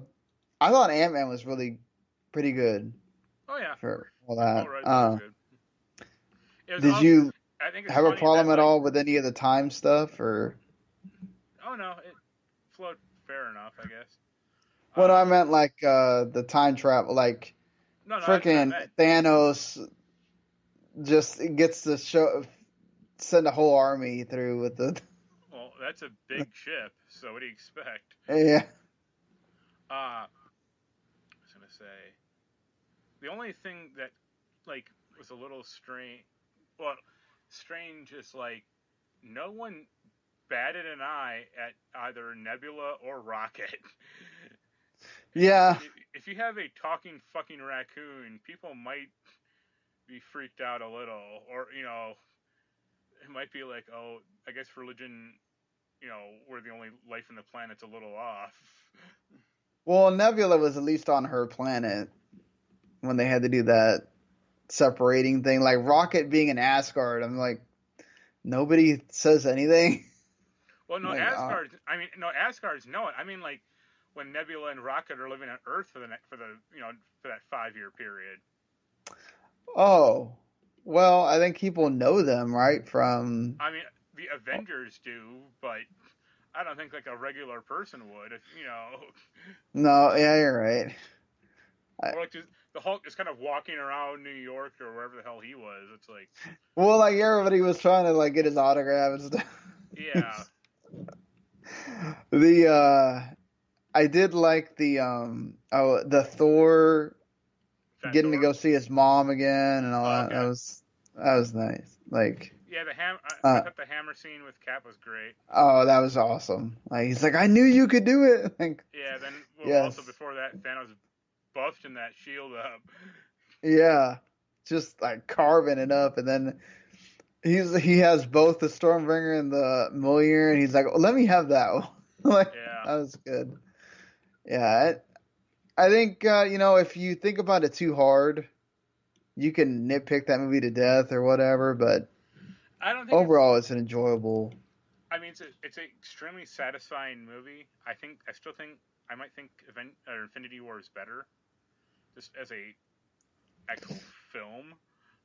I think they Um, told better stories in this one though, especially with the original six.